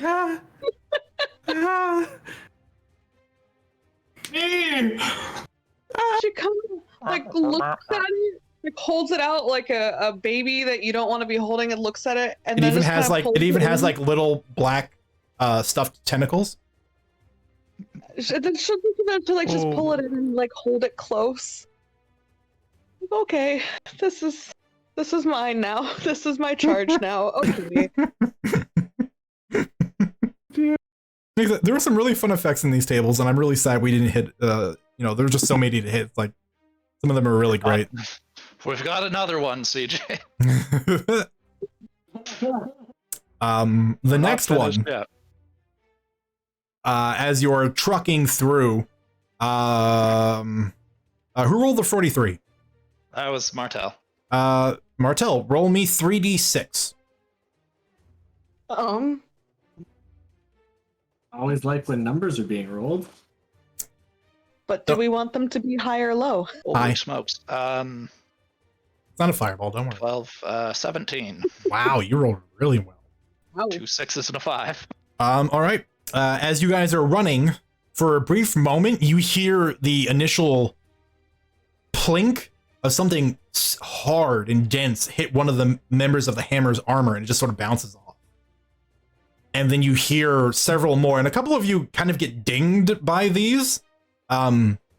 Just each of you just take 1 point of bludgeoning damage. as it begins to rain what looks like something bright and glittery. And then after a moment of sort of picking them up in the snow, 17 gemstones have rained down from the sky. Oh, Oh, hooray. Yeah. If someone wants to make a note of just 17 random gems, we'll generate what kind of gems they are after the session's over. 17 Oh. gems. really I am stupid point of taking order. a note. But if we're taking 1 point of bludgeoning damage, does that just mean I take 0? Yes. Okay. Yeah, it's just like one of So those, I'm just like, good. ow! But like, yeah, it just doesn't actually stay. Just, What about me? you're fine. Lithian's got you. Okay. I protect the Tajira. Appreciate. I don't know what 1 damage would do to a stuffy. Don't want stuffing everywhere. Oh. Okay. The next one, at the head of the group, there's another wave of wild magic that Martel and you and the Shadeseeker and his acolytes run through. And then as it sort of pops, there's an audible sound, and it sounds like breaking stone or gravel. And suddenly 2 of the acolytes have been turned into statues. Oh.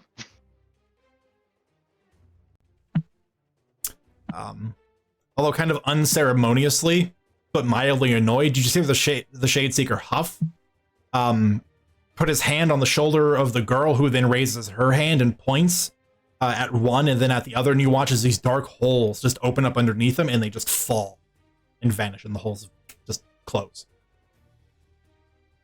And they keep moving, now with 4 acolytes.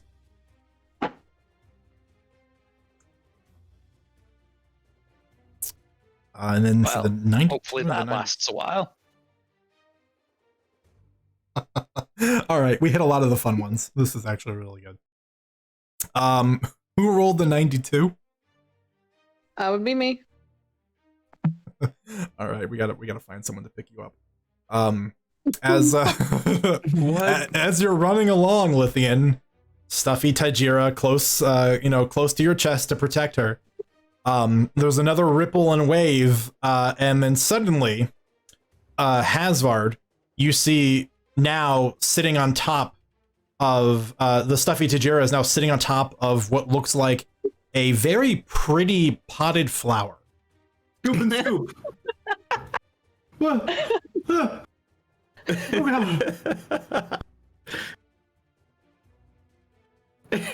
Okay, now I'm running with Tajira and Lith. This is the second time I've carried both of you. You really are Racket right now. Rocket. My bad. Boy, these are Boy, this fun. is- I have to say it. I will say, this is a good bit that I could get used to. Carrying around 2 of the characters as a goblin. One's a stuffed animal, one's a potted plant. This is how you sneak people into assassinate people, by the way. Don't mind me, boss. Just I got the stuffy and the plant that the boss asked for. No problem. Just gonna go deliver him to the room. Hey, Here's to me that Hasvard's 97 turns him into a moose. Alicia would have bet. I suppose for the big reveal, let's find out. That would be just the funniest thing ever. He's our carry. He accidentally begins eating Lithian because he's got the intelligence of a moose.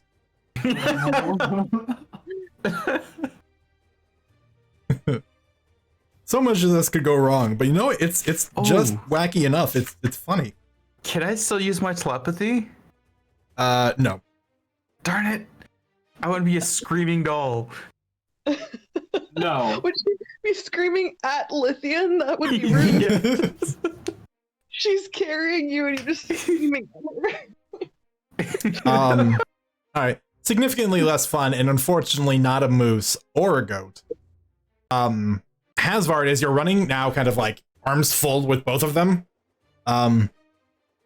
It's unusual as everyone else is kind of trucking along, keep picking up pace, sensing that the end is near. You watch as you see these spectral, partly ethereal beings running along with you, and they've all got instruments, and they're all strumming along a really like energetic, high-paced chase scene type of music as you're running, holding both of your compatriots in your arms. That's right, guys. We got this. Are they bigger than him? You have the ghosts? musicians now. He does, yes. Yeah, the ghosts. There is a band of spectral bards that are playing Hasvard's theme music for him. Whenever even in his internal monologue, when he changes, like, what is going on? Like there's an inquisitive music that begins to play, and like a da-na-na, and it's just a guy with an instrument behind it. Like that's all it is. At this point, I don't even think anyone else can see it, and Hasbro's like, no, this is my life. I accept this. I feel epic. Play for me. I don't know why you said this is less fun, CJ. This is hilarious. Oh no, I didn't know what the results were. But I knew there were very fun results on the tables that we hadn't hit yet. And here they all are, all at once, like an avalanche. Because I mean, let's be honest, these were all great. This is amazing. And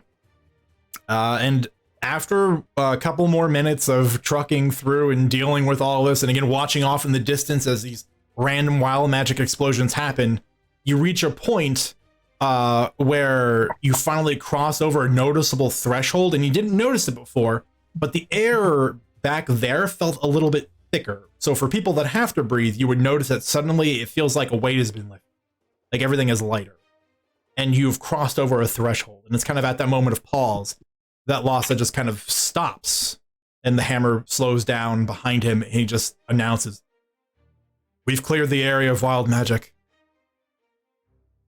How is everybody?" Oh, Telepathic screaming into nothingness. she's not withering. I'm doing surprisingly well. And then Bartel looks back, probably for the first time, and sees Noticing her companions and goes, Yeah. "Oh, well, not all of us are doing well." Two of them can't move.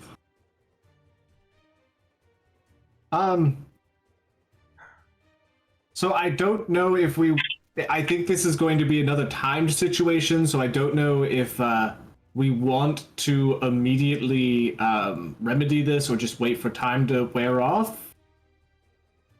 Because we have to go through another wild magic zone and then fight a dragon, so maybe saving our abilities for No, later. actually, cut out the and, or it's both. The dragons and the wild magic zone. Yeah. Oh, yeah. Yeah. Yeah. That being said, Lhasa, who rolled very well on his Arcana check, kind of comes up, takes a brief moment where he sort of inspects the stuffy Tajira, and then, kind of has a moment where he just sort of looks at the potted plant, Lithian, admiring the pretty orchid.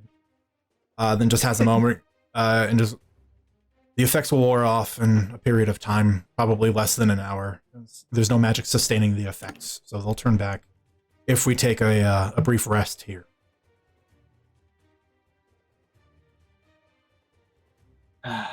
I just think that's the best idea, ? Throwing it out to the group. Yes, I think that would be a good plan. Cool. If we must.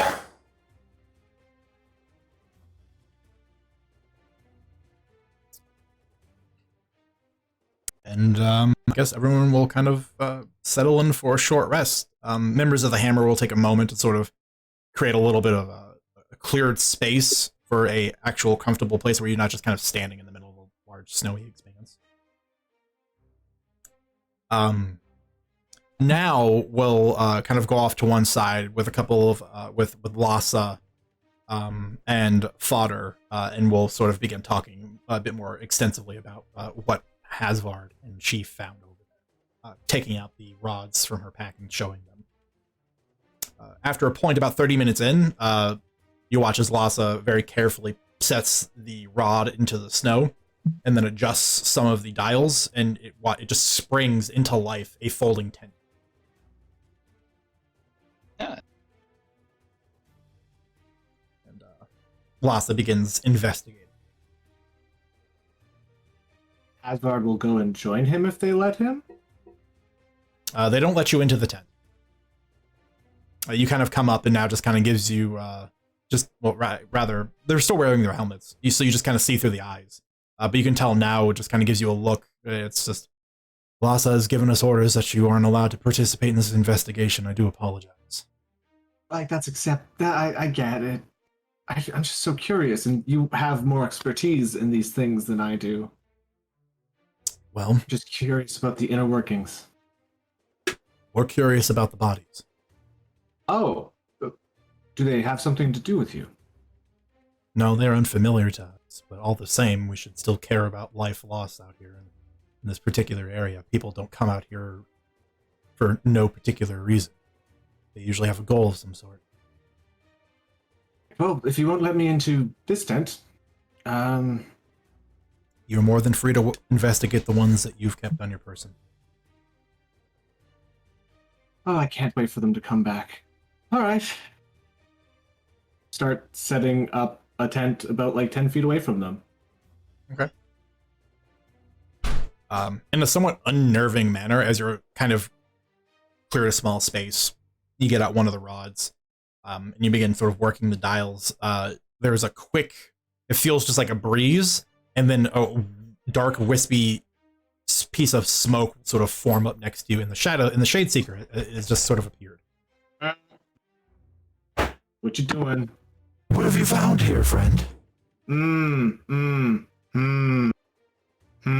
know how you like secrets. I know how you like Yes. secrets. And my problem is the fact that if I know the secret and you don't like people knowing the secret, then that's a problem for both of us. So I'd rather you just not know what's here.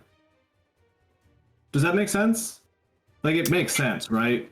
And in your head, Hasvard, you begin to hear his voice. Hey, what if I told you I could trade you some information that you would find very valuable if you just let me in on whatever you find here? Such as the location of your daughter, or the plans of the man that wishes to demolish your life because you've crossed him. Things of that nature. And the Shade Seeker has a moment once more where the plain black features of his lower part of his face split into this unnerving smile. Do that on purpose, I know it. Anyway. Every time.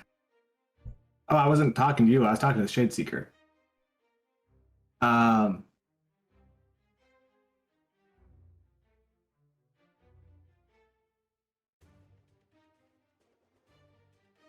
Or how about a list of bad men who you could bring to justice? Addresses, places they do illicit things, people they've kidnapped, bodies they've hid. We can give it to you all.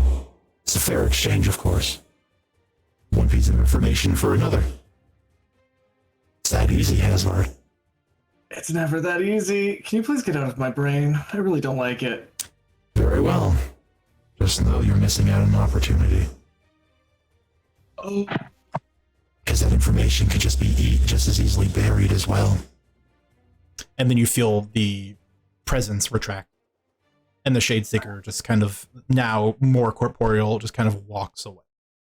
Turn around, whispering just loud enough for him to hear it. I also don't take well to threats.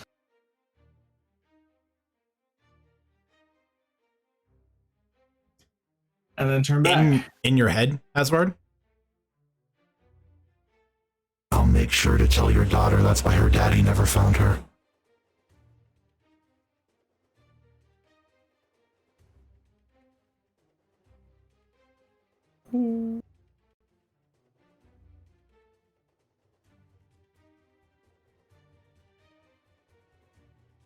Oh my gosh! Like I don't even know if I should roll dice or I'm just gonna jump at him or He's like still pacing away. I sneak,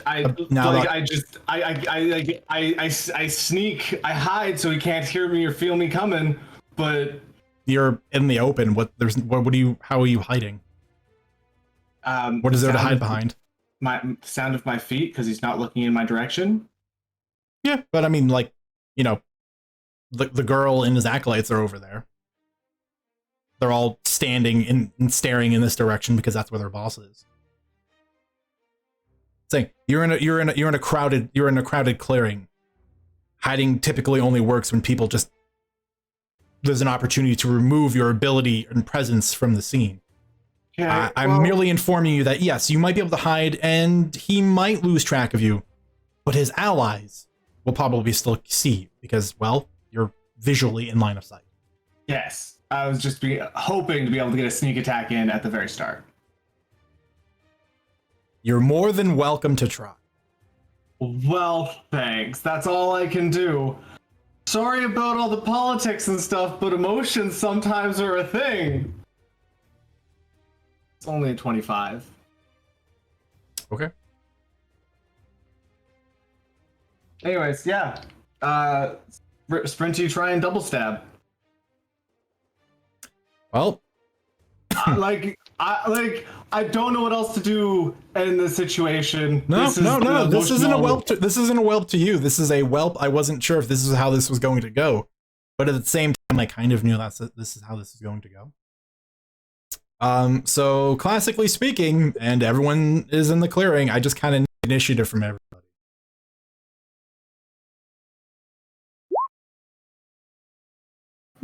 Bad.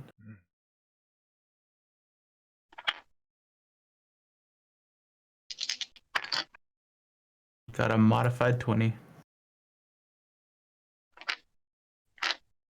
16. 17.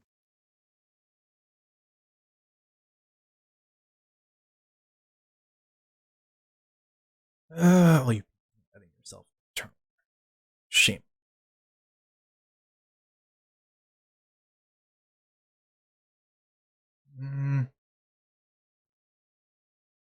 That's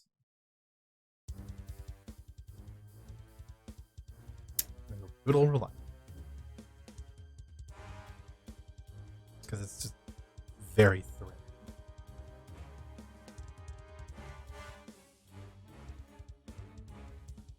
So Asgard was 17.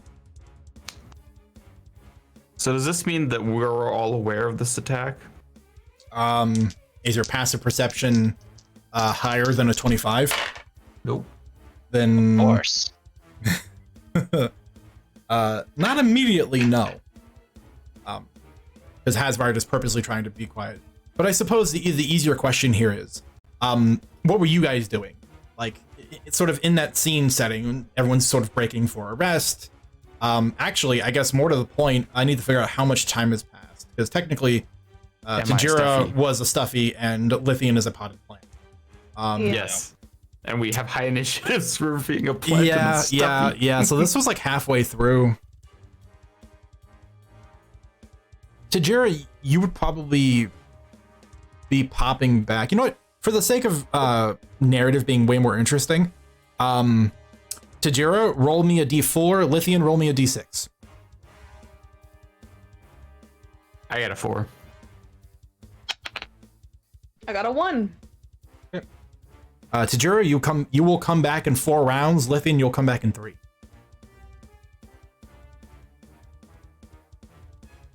Which also means because one is a stuffy and one's a plant, you guys also don't fully understand what's happening.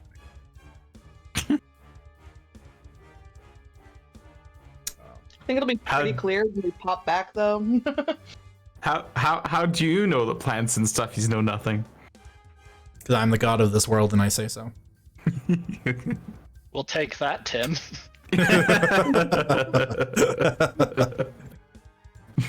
Yeah, nerd. Okay. And just because we're gonna keep this real simple, you guys are literally just in a big white open expanse, so we're gonna play on a blank empty. Well, seems about as appropriate as it gets. There goes turn order. Turn order is still here. I was removed from it. You're still there on my screen, but it's because maybe your token's on. So you might have to see it. I will happily. I was just going to copy paste everybody in. Oh, okay, I'll Let's just get delete rid of myself second then. Martel.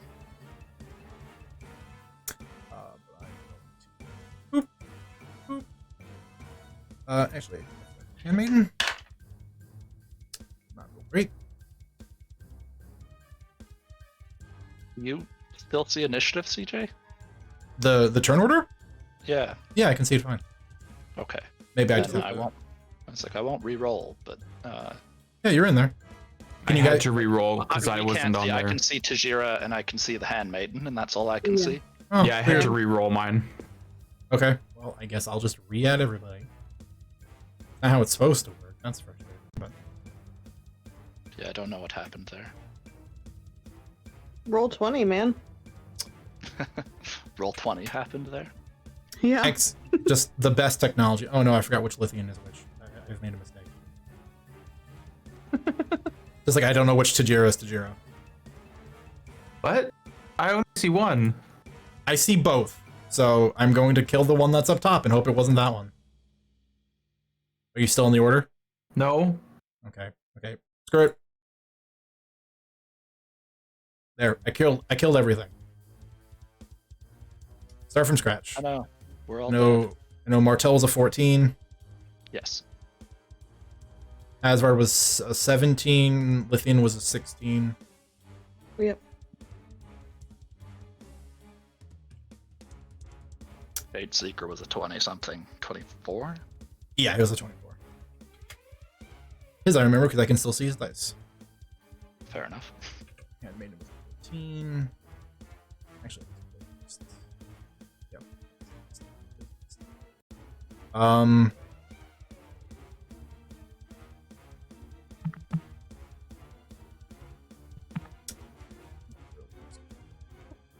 Okay.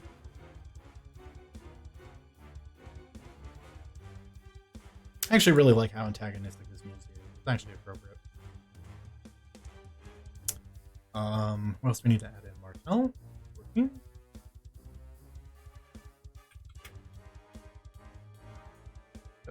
Is that this little chunk here? And Snow, who's staying the hell out of it. You guys didn't pay her for this.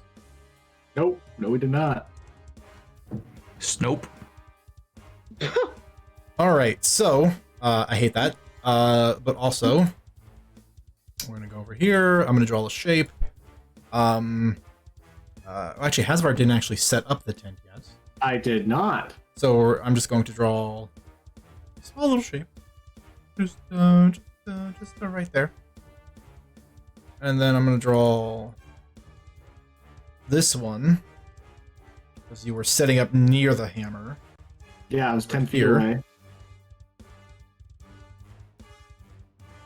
That's what they were doing. So we're going to just...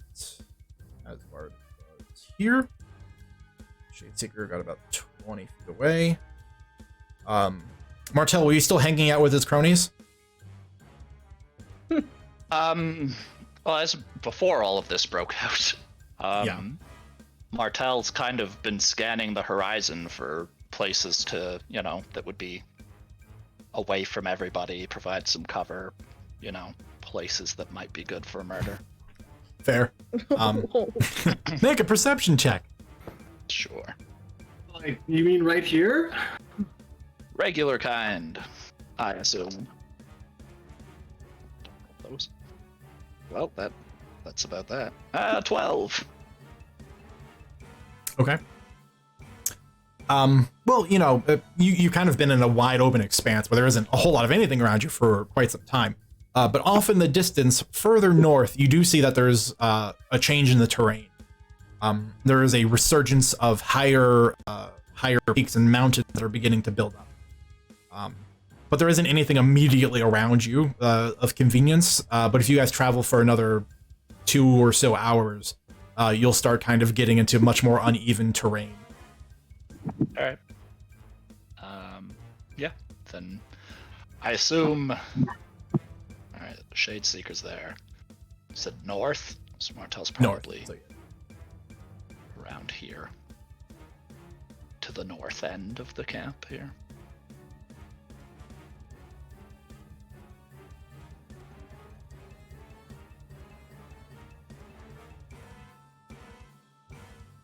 The handmaid's always kind of keeping her distance just from near Martel, but letting Martel do her business. You've been left with the little girl and the acolytes. Who has been caring for Orchid Lithian, and Plushy Tajira. That was Hazard. It was me. Was Hasvard. Perfect. So they're just over here. I'm assuming Yeah. he's just Dumped set them down somewhere in in the the snow snow. while he's working on it. Honestly, I probably leaned them up against the other one if I was allowed to. I mean, they don't need to lean at all. Okay. One's a potted plant, the other one's a stuffy that has a bottom, so like they can just sit. Oh. Okay, they can sit on the ground. My bad. Okay. And for my own reference, because I mentioned it, Tajira, here 4. Lithian will be here 3. Just so we can kind of keep it.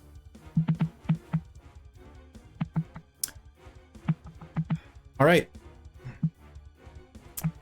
Hasvard stirred to life by the whispering words of the Shade Seeker, gathers his weapons with knuckles turning white, and in a hurried attempt to make it right, I'm going to add him to the initiative order because for some reason he still doesn't. Is going to rush up behind the Shade Seeker. However, he quickly turns and is not surprised by this attack. And in reaction to you charging him, he is going to stand perfectly still and meet your charge, and then as you get closer, he's just going to reach out with a hand, the ends of them kind of turning at the sharp edges, and instead of striking you, Hasvard, the hand enters into you. And I need you to make a Constitution saving throw. No, I'm gonna spend 2 points. Okay? You're going to choose to automatically succeed? Yeah. Okay.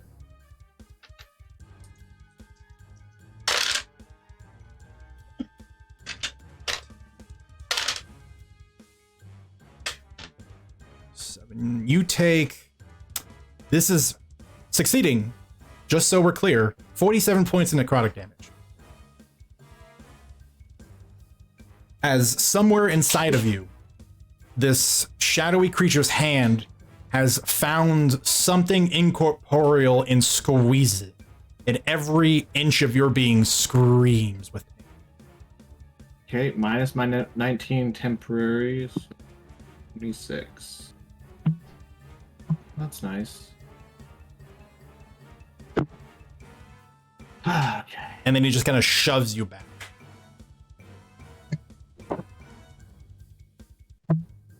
And here I thought we were going to be friends. Well, so much for alliances, I suppose.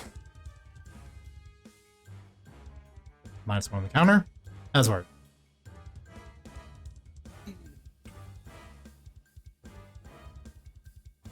Alliances are meant for people that actually want to do well by you, as he comes across with his 2 shorts or his 2 scimitars. I need you to make a wisdom save first Really? as you attack him. Yep. Alright. I'm sad that he didn't have to roll anything against me. So my wisdom would be an 18. All right, you just succeed. As you march up to him, just kind of dashing quickly back and forth with the short swords raised, his features, just mostly this amorphous, wispy, shadowy being, you kind of stare into this darkness, and inside you just begin to see the twisted, screaming faces of hundreds of tortured people. And it ripples through your brain all at once. And you feel just this cold chill crawl down your spine, but you manage to resist the fear. I've been You to can- the deep. You can now make your attacks. I rolled a 19 on the dice, so I'm pretty sure the first one hits. Yes. Unfortunately, I'm never gonna get no sneak attack. So we roll that and that. So he takes 1 point of cold damage, and 8 points of magic damage. Yeah, magical slashing. He doesn't take the cold damage though, huh? No, he doesn't. Poop beans. And then I come across with my other scimitar. And I miss. Again, I mean, what's unless it's a natural one, like you guys have to roll really low to miss most things. Well, I rolled a 3, and Okay, so maybe. it's 13. Yeah, 13? it's Does a 13 hit? It'll miss. Oh, okay. We always have to be certain, but yeah. Worth That's checking. valid. Yeah.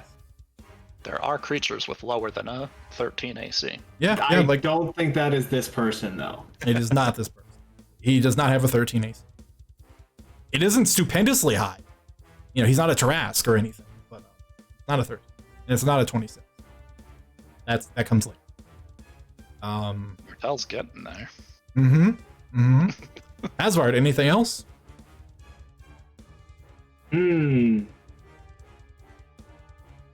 Anything else? No. Nope. Well, yes. Bonus action, disengage. And you move away. Yeah. He still attacks you. Even with the disengage. No.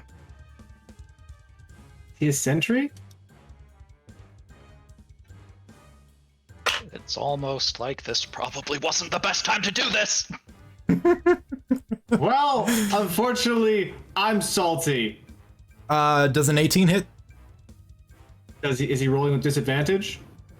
Why is he rolling with disadvantage? I have my cape on? Oh, yeah, good point. That one's higher, so it's an 18. It definitely hits me. Okay.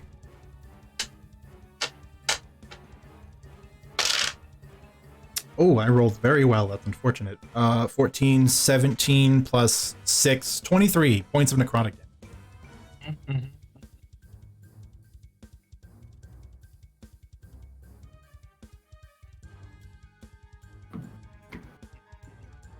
Yeah, I really should fight alone, but oh well, this was a choice. Is that the end of your turn, Hasvard? I can't do anything else, so yes. Okay. At the end of your turn, he fades away into nothing and then reappears directly behind you.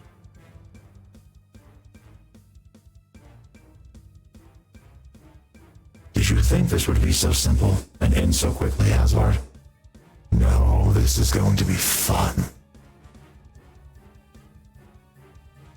Lithian is one round closer. Okay, Martel.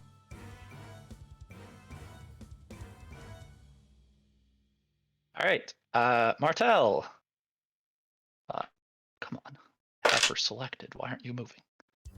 5, there we go. 10, 15, 20. It's a little cold out. It's fine. Like, it's understandable. 30. Yeah, it's a little cold. Just a little stiff in the ground. I assume I hear the.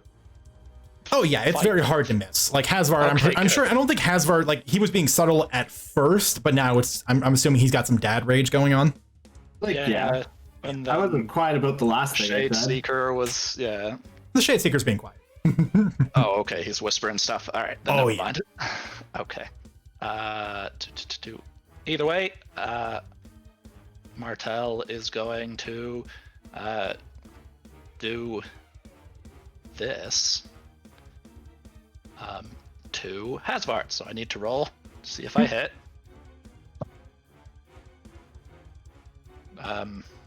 Hasvard, does a 22 hit you? Yes. All right. Well, I'm sorry, but you're going to take a little bit of damage. But it was hopefully in an effort to save your dumb life. Oh, geez. About as much damage as Martel can possibly do to you. She did 10 damage. Ooh. Magical piercing. I know, huge. But And I need you to make a strength saving throw, Hasvard. I make a strength saving throw. I can't roll. 11. I don't think I succeed. That does not succeed. no, All not right. even close. Then you are bound and wrapped up in ethereal ribbons. The knotwork is impeccable. Yes, it's wonderful. As Martel says, "What are you doing, you idiot? Stop!" And she turns to the Shade Seeker and says, "You as well, or I swear by all the gods, I will kill every last one of you." Make an intimidation check.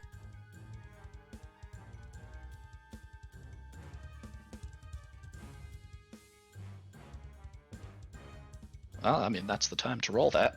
A 23. Pretty good.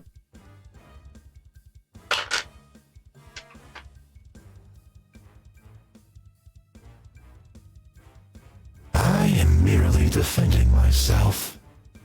Nothing more. I mean, I think it's been 6 seconds. I would love to reply, but Same. The handmaid's gonna just kind of continue watching. She will hold a cord, a magical glowing golden cord in her hands and wait. On the Shadeseeker's turn, he will politely just kind of float back a couple of steps.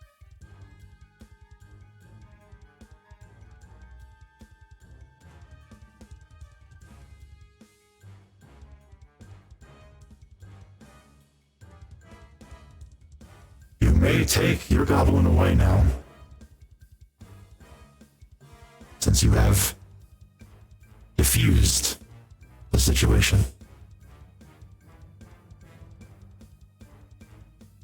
That's gonna be his turn.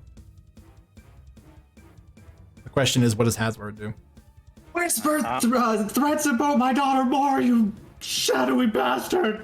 As he's obviously going to be dragged away by you in a second, because I'm not going to be able to break out of your grapple. well, we never know. Okay, well, let me try. 1 sec. He's gonna try. I rolled a 1. All right.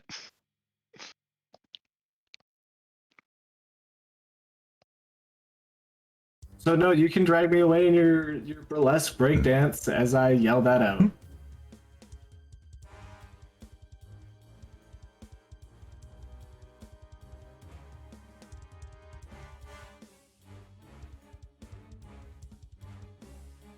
When it's my turn. Well, of Yeah. course. Continue. All right.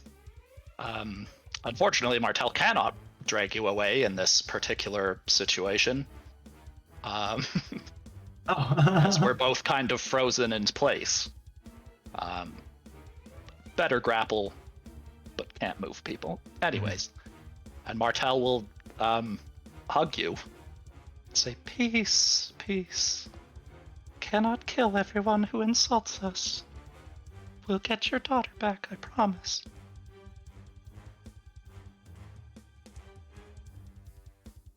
And I'll never respond. I Yes. don't know. Yeah, Yes? it can be Okay. short. It can be short.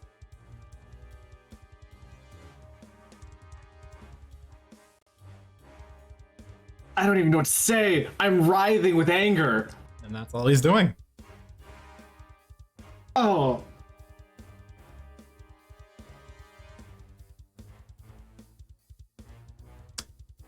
Handmaiden will allow her spell to drop, saying that this is more or less come to a close.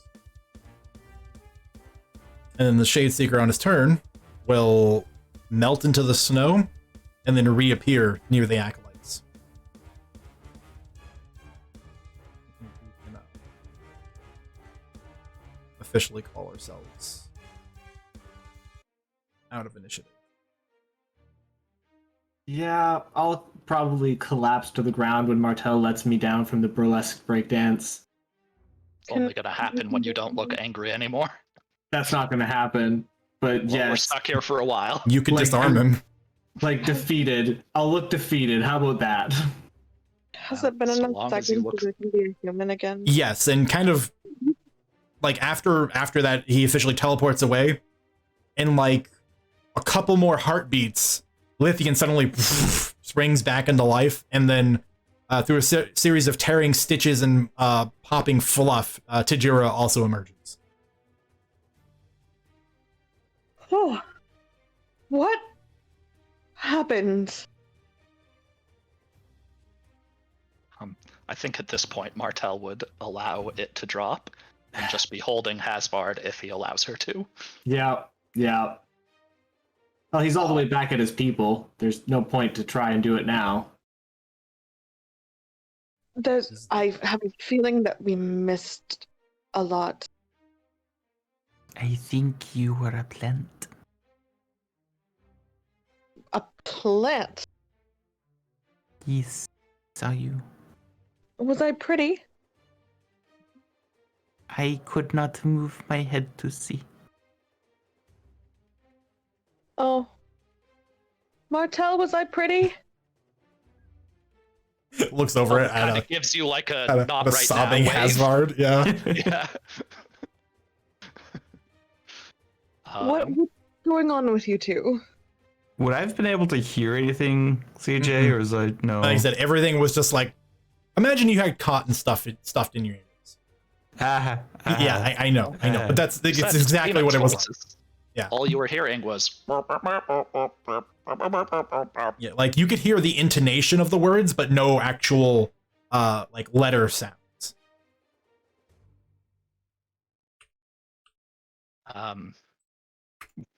Just assumed you were a plant. Martel just is still holding Hasvard, but looks at you guys and says, "I do not know all that happened, but Hasvard attacked the Shadeseeker." That seems unwise.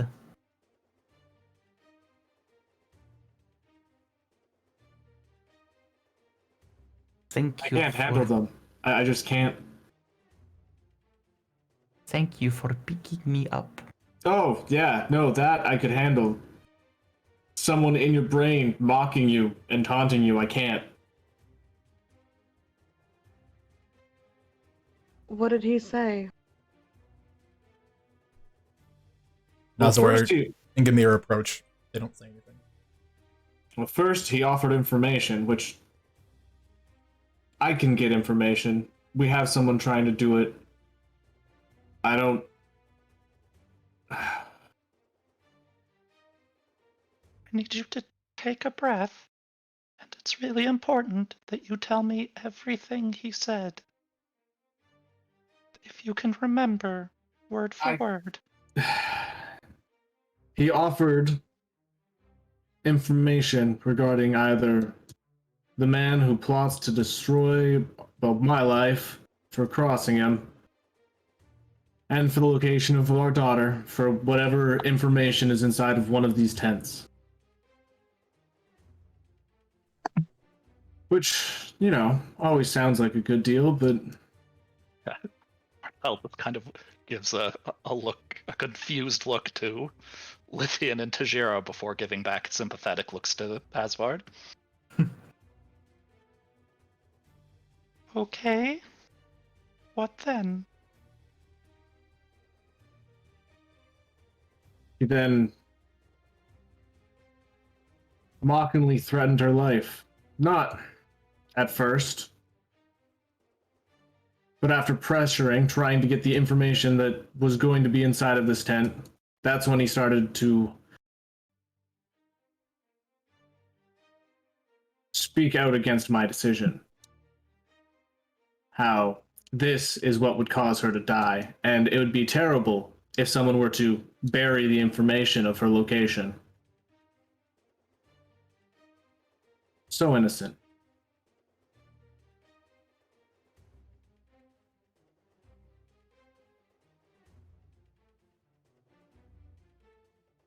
I don't know how else that could be taken other than a threat on her safety and her life that we're currently trying to solve.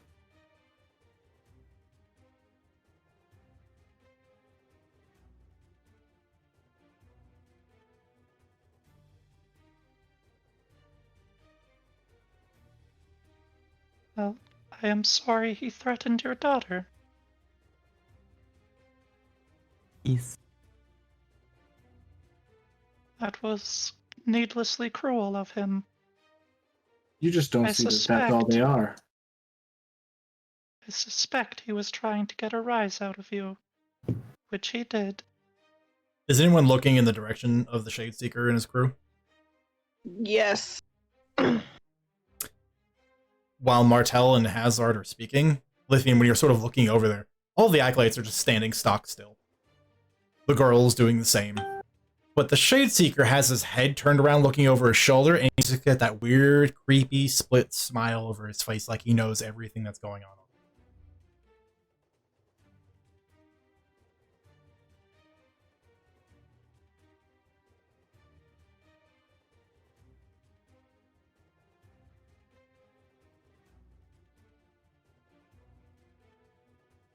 Well, gotta say, I understand, but I don't attack broad daylight when I was a fucking plant was a good idea. Pretty sure that he can hear every word we're saying. So, Martel looks at Lithian, looks at the Shade Seeker, looks back at Hasvard, and says, "It does not really matter if he can hear us right now.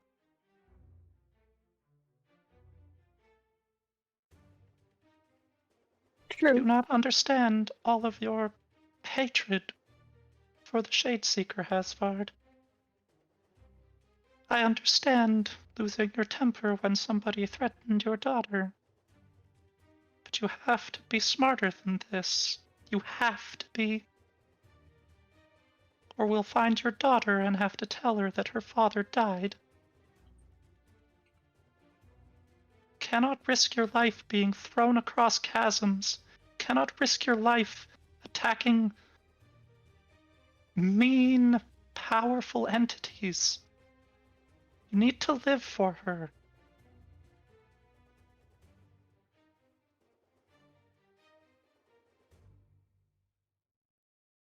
Asgard like sighs, does that like look down kind of the side kind of thing that you see in shows all the time.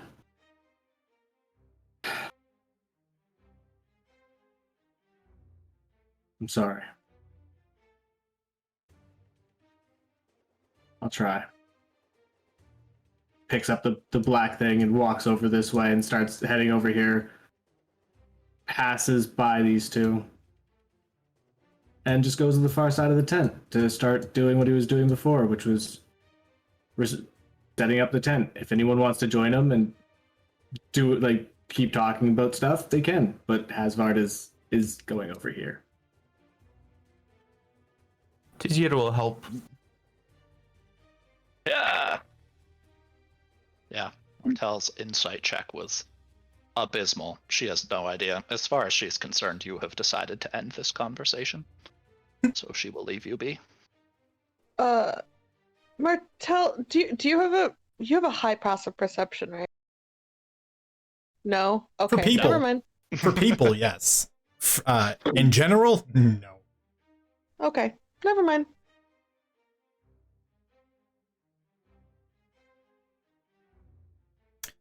For the record, Nazor and Gamir just kind of watch Hasvard walk by, and they sort of plant their feet and cross their arms and just continue to mean mug the Shade Seeker and the Acolytes across the way. And that's all they do. They just stand there and just give them the nastiest. Lithian won't help build the tent, but she'll kind of stand guard in a similar fashion, but not staring directly at them. Luckily, I don't need help setting up the tent. Yeah, I mean, Martel's going to speak loud enough for anyone present to hear. She'll say, look, I know we don't like each other or trust each other. We need to work together. For now. We can all kill each other later. There are threats that none of us can deal with without the others.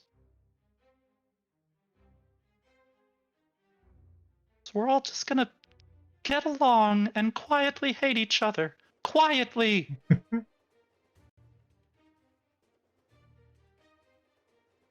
We all understand.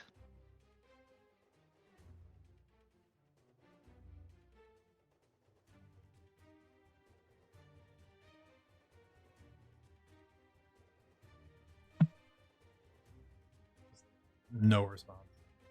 Yeah. I think everyone is just kind of brooding. I think there's a more tangible, just like, yeah, we get it. But no one said. Yeah. Yep. Martel's just gonna go off over here.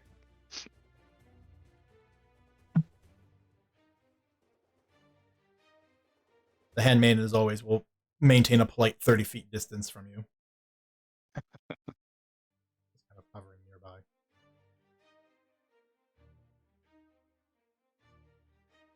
Well, Hasvard sets up a tent. One of the ones with the dead people in it. Figure out what happened to them. Sure. You got 3. Roll me a d4, re-rolling 4s. So we can determine what body is inside this tent. Second. Acquire Don't- some deep. Don't have to roll d4s very often. I rolled a 3.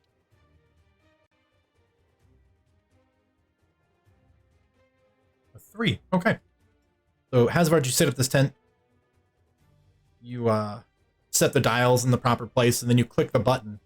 And all of you just sort of watch as there's a moment where it's just like you blink, and in the next instant, there is just another one of these weirdly angular tents in the snow. Hasvard, you're inside. Oh, so that's how that works. Weird. Inside this tent, there is a just like the other one. There's a small writing desk, a wooden chair, a small nightstand, a bedroll with a frozen body in it, and that is all.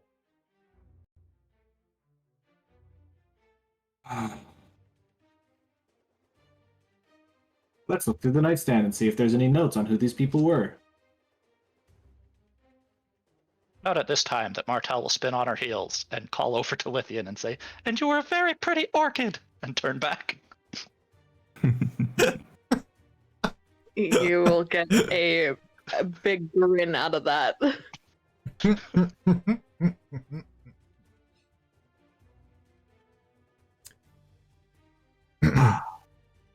Now, Tajira, everyone has a story. And You're inside a tent. Oh, yeah, she can't open it.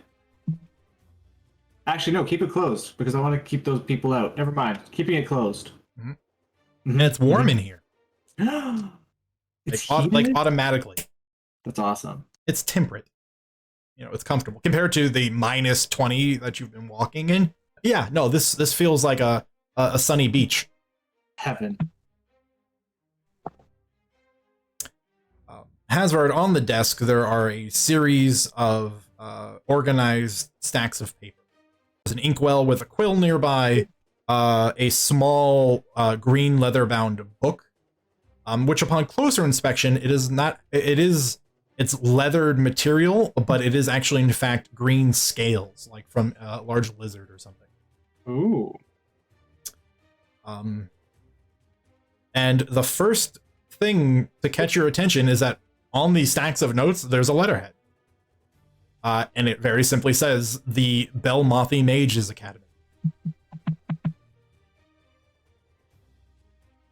Can you put that in chat? Belmothi Mage Academy? Have I ever heard of this? I mean, sure, I'll take a history check, but this is one of those, you're going to get information no matter what you roll, even if it's the worst roll ever. Okay, so I'm pure 16, but with my history, because I was on the wrong page for a second, is a 19. Weirdly French all of a sudden.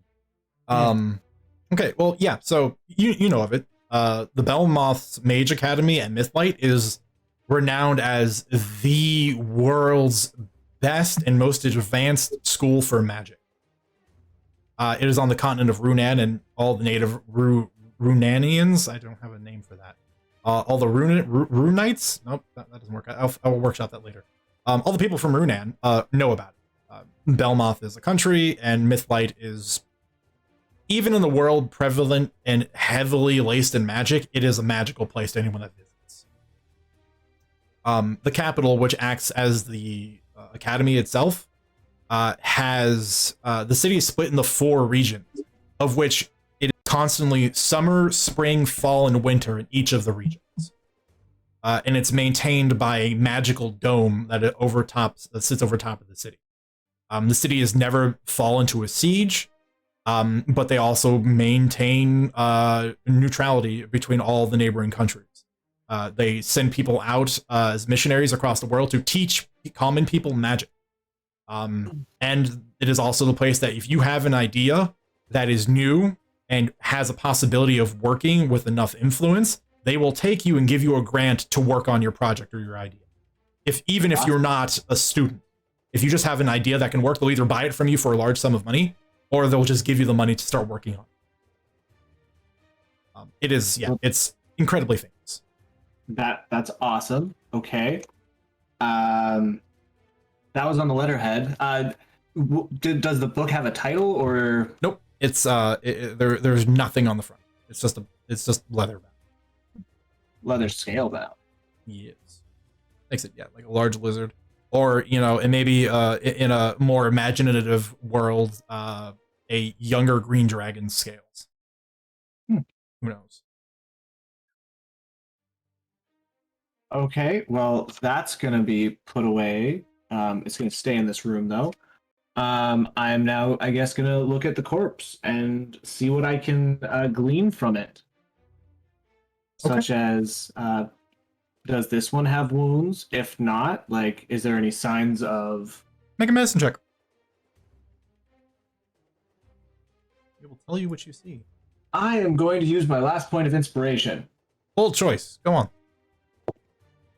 It might pay off. Who knows? I rolled a base 18. Pretty good. Plus 1, so 19. Okay.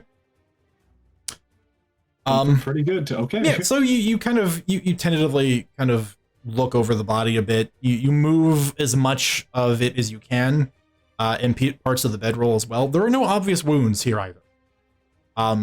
They don't look like they don't have any markings on their skin. The individual in question is young elven. Honestly, you look at them and you think they're, like, in terms of like elven maturity, a little bit older than Sarah. So like in their late teens, early 20s, which would be somewhere in their like 90s to 100s for an elf. Very young. But the thing that's unusual is that, so they're in bed, right? They're in their bedroll. The blanket's been put over them. It looks very snuggly, like they've been tucked in. But what's weird is that they have these thin gold round spectacles that are on their face, like they're wearing them. And Hasvard, no one that you've experienced in all of your time, very few people at the very least, ever sleep with their glasses on. And that stands out to you as kind of weird. Sleep. I just said I've seen a lot of people sleep, so yeah. That's yeah, a weird sentence to say. Yeah. Okay. Do these glasses seem like they're like attached to the face, like frozen on, or? I mean, the body is very much frozen.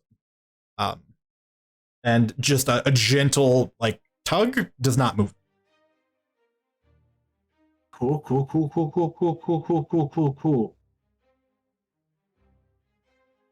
So you're saying it kind of looks like someone put them into the bed after they were frozen to death? It looks like someone put them in the bed when they weren't going to bed. And the most obvious signs for what killed these people that you can easily understand is they died from freezing to death. Do I think these tents could technically like succumb to the cold if it was cold enough? Was that a question or is that a statement? That was a question. Do I think? Well, again, you're no expert in magic, right? Like you've seen a lot of magical things, and you know some people that know magic well, but you yourself aren't like an artificer or an enchanter, right? That's valid. The tents, as far as you know, are still working. You pop this open, you're inside. The dimensional pocket seems safe, and it's warm. Like there's no feasible reason for why you'd go, well, I guess maybe they need to recharge, but when they recharge while they were traveling and then use them the following night. Because that's, in your experience, how a lot of magical items that need to spend time recharging, it's usually by the time the next dawn rolls around, it's good to go again. Yeah. And if these people are coming from one of the most renowned magical academies in the world, why would their equipment be shoddy or unreliable? Yeah, so I definitely think possibly that they were put in after they froze to death, and then their body for some reason stayed frozen. Why did their body stay frozen? That's a great question, isn't it? Meanwhile, outside, what is everyone else doing? Hasvar's just gone into this tent, and you guys have not seen him since he's popped it up. pretty sure I was around him. Well, I guess I helped and then walked away. Well, like I said, there wasn't really much helping. It's not like setting up a normal tent. It's literally twist, twist, twist, poof, tent. So you could have been standing nearby for moral support, and then suddenly Hazard was just inside the Yeah. Sorry. All right. Well, I guess did you all walk over to wherever everyone else is standing? Everyone's Everybody's currently sort of apart. Together, yeah. Yeah. Fine. She'll walk over to Lithia and it's like, So, what did I look at like as a doll?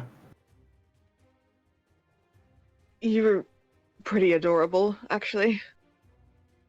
It was you, but like, just.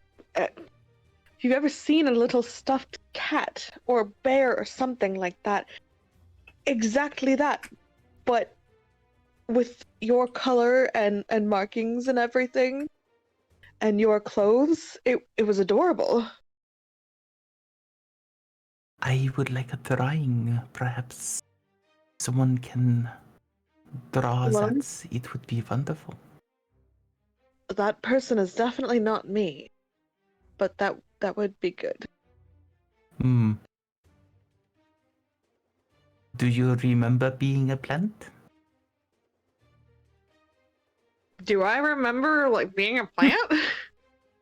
You have a space of time where, so it's unusual. It's not like you have memories of it, but you do have just this weird recollection of a expanse of time where you felt. Allow me to describe this in a way that I feel like most people have experienced in their lifetime.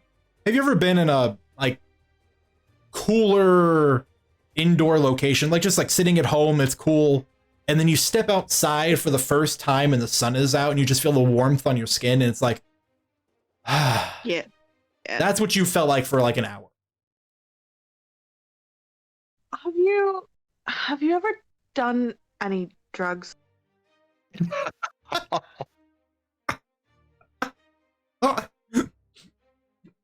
oh boy. Think long and hard. Has Tajira ever done any drugs? And if you want names for drugs, I have many. Well, she's definitely been on painkillers before, so yes. I've experienced be out of the body kind of thing. Well, there's this particular one that I don't know how to describe. It's not quite that. I wasn't exactly aware of what was happening, nor do I really remember a sense of past. I know that I felt that feeling before. So you have taken drugs recreationally? You know who my mother is, right? Yes. Obviously Yes. not sensing a connection. My part of growing up was learning what these drugs that we sell are and what they do and how they affect people, and no better way to learn than to try it. I see.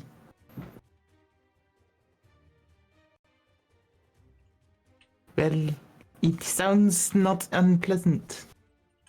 So, Some of them. Some of them. I was locked in, could not move, could not hear, but could see. It was terrifying. Yeah, I'm glad that I don't have any consciousness during time. It makes me feel sorry for dolls now. I don't think that most dolls, beings, and creatures trapped? Are they?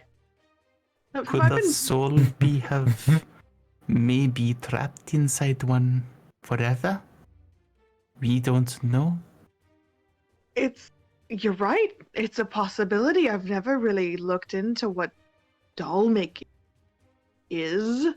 I've been, a doll when I was a child, but I never really thought about it.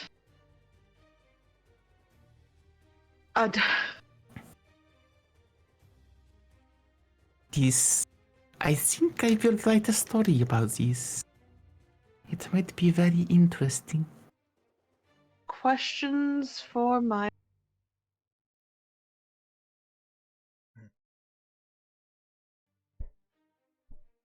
I think that's about all the fluff we can Mhm.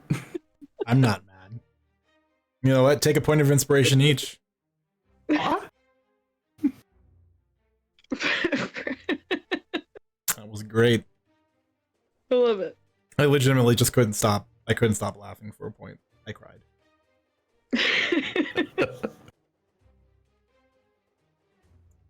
What's Martell doing? What's she up to off in her own little corner of the world? Probably for the first time ever being like, hey, do I actually want to be alone?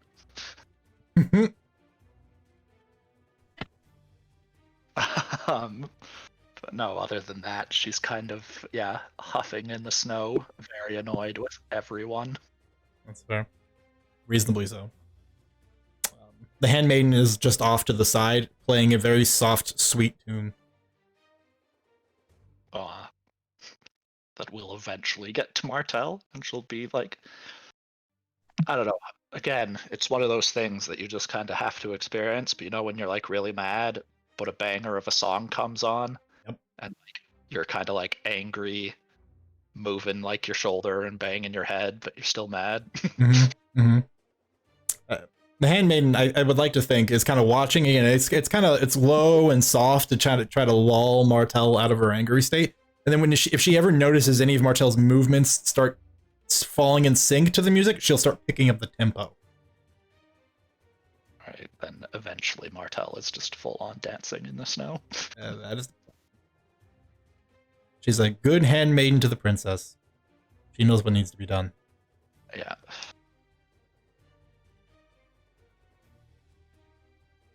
Meanwhile, smash cut back to the tent. Okay, so we're theorizing that they got moved into here, but is there any other clues inside the tent? Not that you have discovered with your investigation check. Did I roll an investigation for this one? Yeah, okay. I thought you got a 25.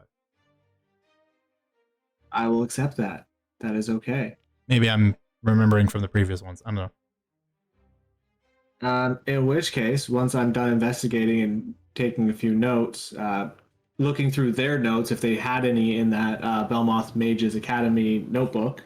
Well, the notebook wasn't the one that was marked. There was a stack of papers that had the letterhead on it. The letterhead, yeah. bound book was just shut, and in fact has a small gold lock on it. Oh, can I look around to see if the key is either on the frozen person or in the desk?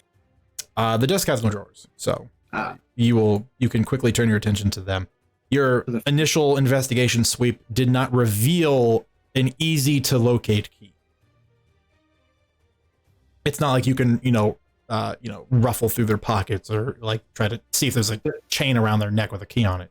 You might break something. That's valid. And the letterheads, like all those random pieces of paper, have nothing on them other than no, they're filled with notes. Oh, what were they taking notes on? The whole stack is filled. So first of all, other than it having the letterhead of the Belmothi Mages Academy, it has the name of a person, and they are a professor.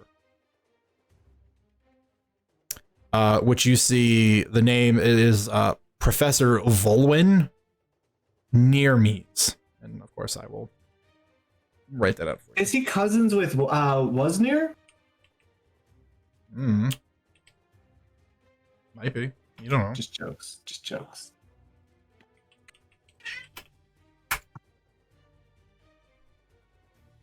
Oh, never mind. You spelled that way cooler than I did. Replace my bad spelling. And a lot of the notes are talking about a research expedition in Iridu, about something that they are seeking, which they refer to as the Hall of Creation. There's a lot of notes here theorizing about it, in that it is a magical artifact with the power to create matter from nothing, and to imbue it with life, the likes of which have not been seen since the gods originally walked the planet. It does not take a smart boy to connect one thing together. Yeah. Cool. Is there anything like suggesting pathways to it, or anything? Actually, you know what? Maybe I'll look at it later, because everyone's probably getting annoyed at me. I will close my tent with this information after gathering a few of the pieces of paper to read on the next little bit of the journey. Mm-hmm. And then I'll close the tent. Okay. If you were worried about that in character or out of character, because out of character, I don't care. You explore as long as you want. I spent a bunch of time plotting behind your guys' backs. Mm-hmm. I'm worried about both in and out of character. All right.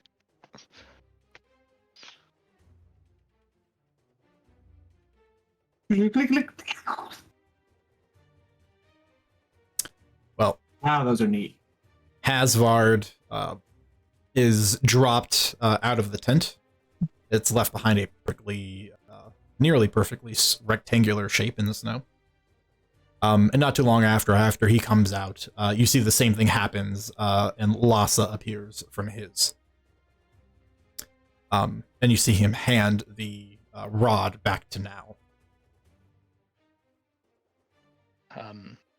Do we get a short rest, or was it We do. interrupted? Oh, This was a short rest. Hasvard and the Shadeseeker do not get a short rest.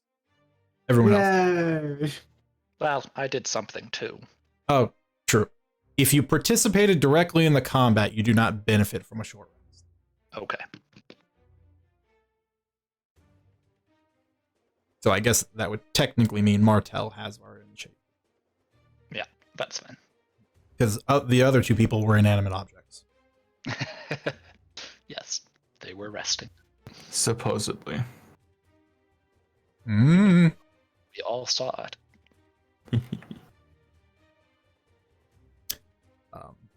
But quickly and more obvious than before, that there is a line drawn between the Hammer and the Shadeseekers group now. There's the distance that had kind of closed a little bit before is now back. They're a solid, at the very minimum, 100 feet apart. And very clearly keeping to themselves. While they were always kind of walking, with their own respective groups before, it was still enough common sense in the formation that, if someone was attacked, you could act as a responsible column. But now it is very clear that the Hammer has no intention of really closing any sort of distance and aiding the Shadeseeker in his group.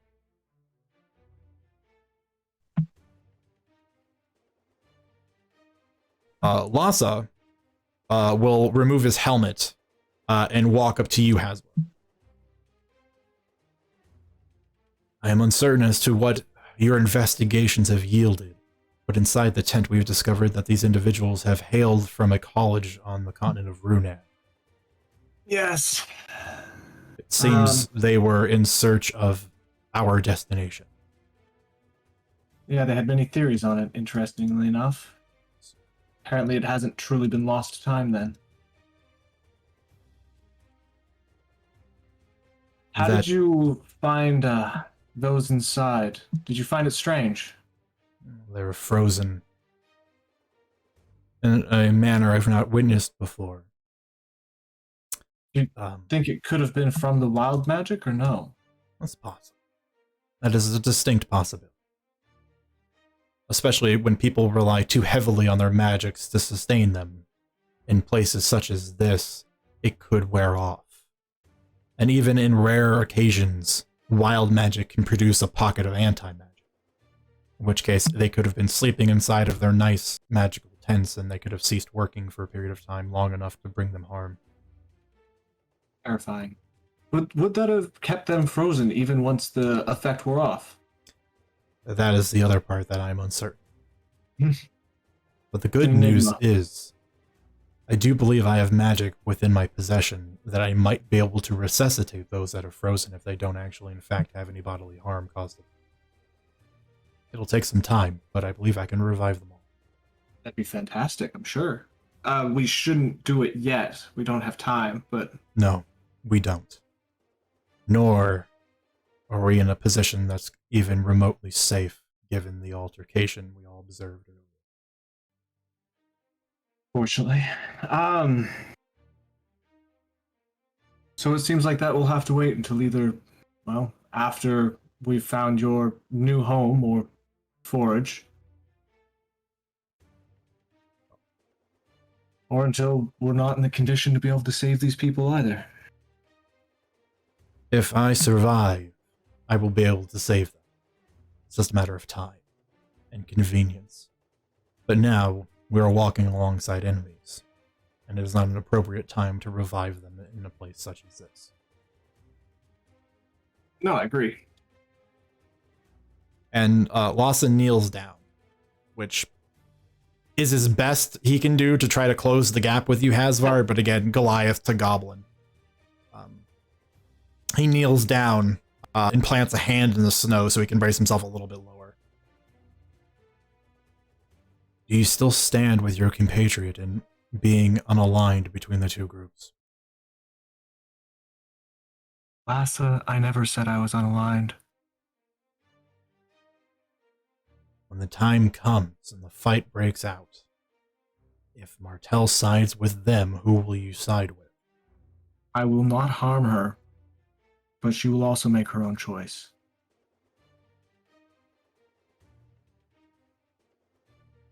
That's the best I can do. Very well. I think you just need to understand that this is what they do. And they will continue to twist until so much pressure is applied that something breaks. I'm sure they're speaking to your other companions as well. When this comes to a boiling point, no one's going to know what to do. All we can do is trust that those that we know and those that we trust hold on to that. I know I will. I was hoping to As be he able looks to at Lassa. expand my bubble.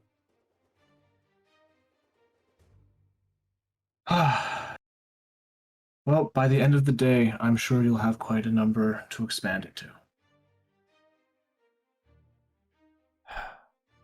That is what I can hope for, but it is not what I can believe in. And he smiles and then stands back up.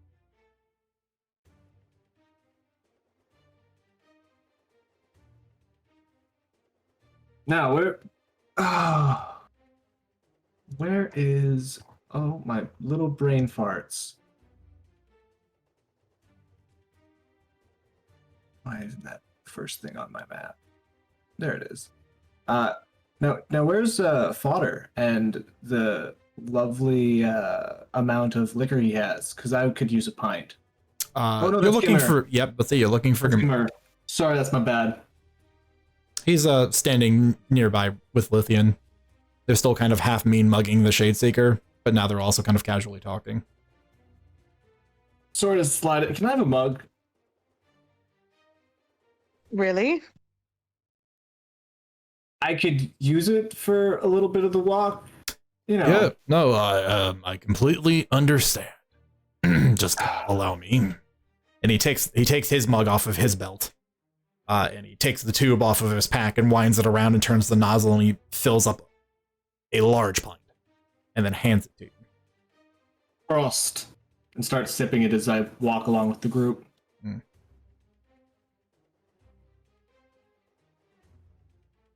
Don't forget, you still have a few bottles of alcohol. This is so much tastier, though. Thank you. I worked hard on that brew. Damn right you did. Mm-hmm. Oh. And again, I will want some of your recipes if you're willing to dole them out. Some of them. It's not obviously some. I didn't ask for anything special. You know that. Well, you're the one speaking about it. I didn't say anything. That's. That being said, I was just discussing with Lithium about coming up with an orchid-based brew and naming it after her. Oh, that'd be so cute. Tajira looks horrified. What? Nothing. It'll be the first beer that'll make your breath smell better. I can't wait to try it. Give I've me some always time. wanted to have liquor named or alcohol named after. I can do both. Great. Let's do it. Perfect. Ooh, We just I gotta can't get wait out for the of White Tiger. this terrible place.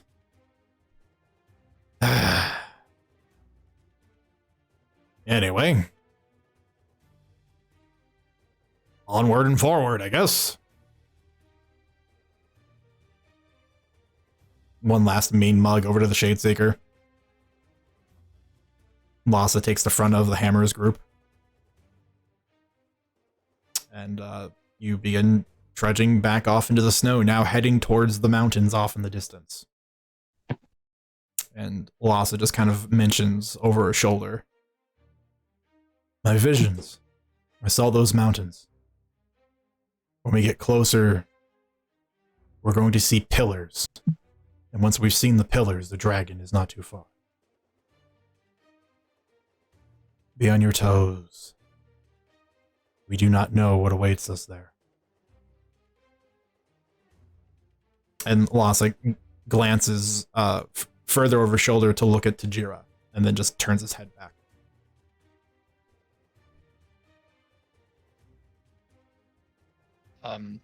As we start setting out, like once everybody's walking, I can see the time, and I wanted to kind of get this in before we ran out. But yeah, as we start walking and the groups start, splitting up into their ranks, Martel's going to drop back to where Lhasa is, and say to him, "When we reach the mountains, I need to speak with you. Just you. It's important. I have a plan." Regards to what?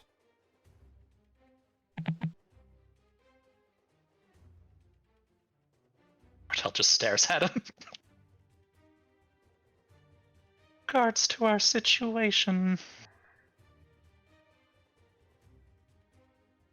Make a persuasion check. Or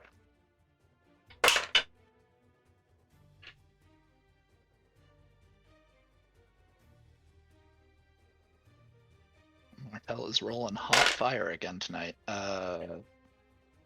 34. Wow. 19s. Lhassa's features harden quite a bit. A brief meeting, then. 'Cause if it can't be already said, trust has been worn thin here. Martel just nods. Oh, before that, I think I need to speak with my companions. You'll excuse me? He nods. Keeps pushing forward. Each of the Goliaths walking past you in their gleaming rune-etched plate armor. You kind of gather each of the party members as they're sort of sprinkled along, gathering them up to the rear of the group, where Snow is trailing heavily behind the rest of the group, just kind of being the rear guard. Yeah. Yeah, Martel, whoever's, hanging out of amongst our companions with the Goliaths, she'll say, "Can we drop back for a moment? I need to speak with all of you." Asvar drops back. Did you follow? Yeah, of course. And as normal, the handmaiden keeps 60 feet away from Martel. Martel motion her closer. Okay, then she will come in. Okay. Martel will also look at Snow and say, apologies, but this is a bit of a private meeting, if you wouldn't mind. No, not at all. Don't worry about it. And just slowly drops back to about 100 feet behind you guys. All right. Martel will look at everybody present and say, are any of you capable of doing something to stop unwanted eavesdropping? I mean, I could put us inside a very unpleasant place.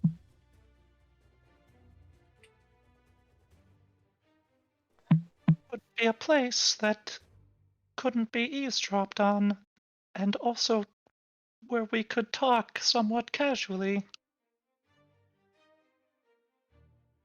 For a minute. Wouldn't It is a horrible place. But it will be... Is there anything you can do? You know of my refuge?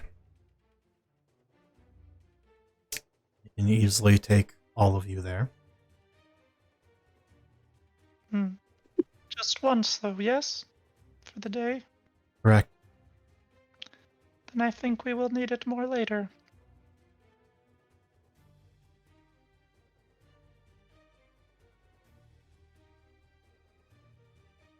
Otherwise, I also have an ability to protect individuals from divination magic. That is relevant.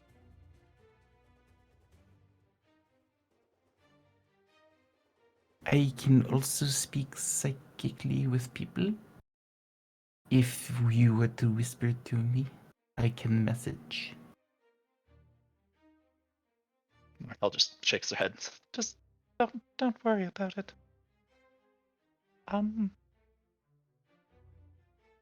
Well, I hope that all of you know that all I want is the best for us. Yes? Do we all understand that? or that's all we all want. I believe I do. Handmaid just nods.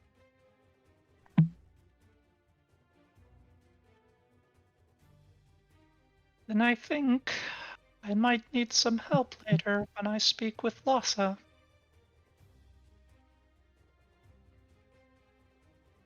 What kind of help? Something you may not enjoy.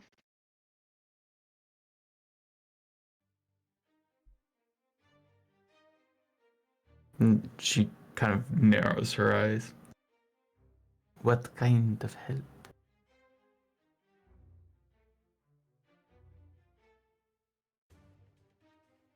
I'll just shake her head. Are any of you willing to help me? I would be willing. I just do not understand.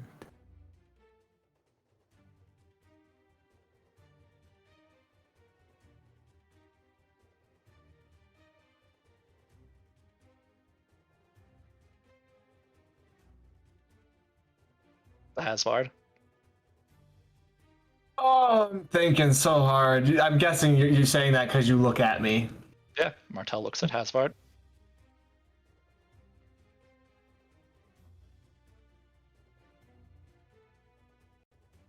I'll help you as long as it doesn't hurt anyone.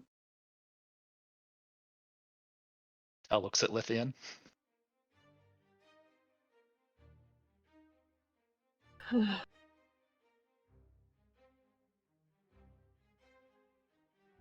do.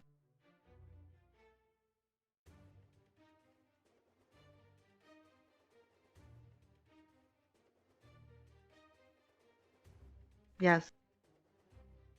I'll. But don't prove me wrong.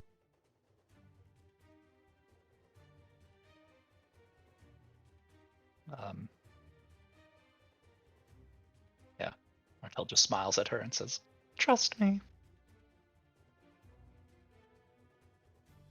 I do. Then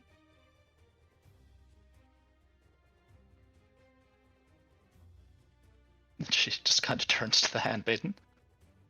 I know I can count on you. Yes, princess. Whatever you need.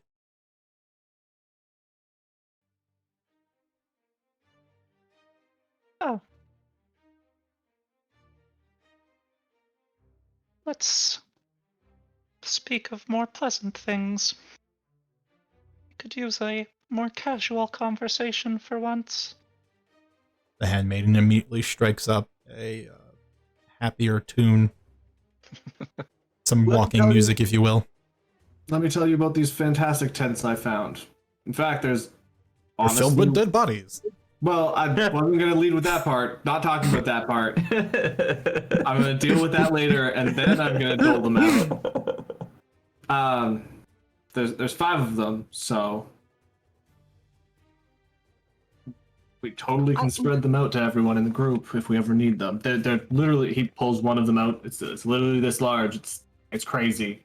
You saw them earlier. It's a stick. It's really simple. I'll show you later when we're in private. He puts it back in the bag. I have an extremely important question. What color orchid was I? And what did my vase look like? Was it just terracotta? Yeah. Martel's like, unfortunately, the pot, the vase, it was very plain. Your regular run-of-the-mill clay variety. Huh. But I think in many ways, a clay pot and a pot of dirt are a brilliant contrast to emphasize the beauty of a pink orchid. Sorry, a purple orchid with white veins flowing up through it. That does sound nice.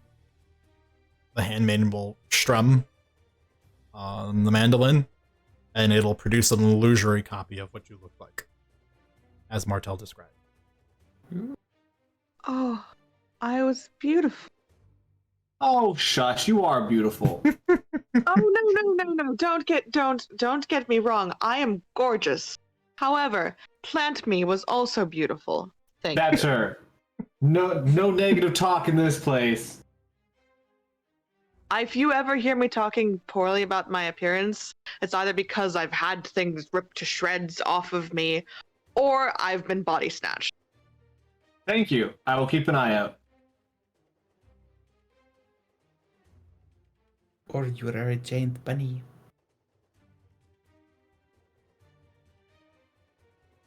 Or that. You still made a cute giant bunny. You know what? You're right. Yeah, no. I'm beautiful. Thank you. What was it we were wearing again?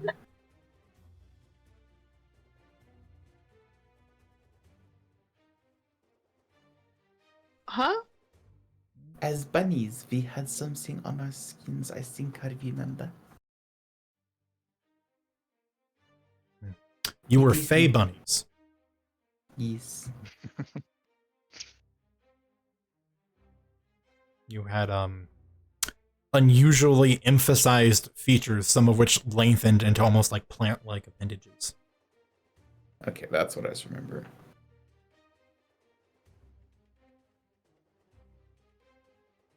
Yes, we were very special bunnies.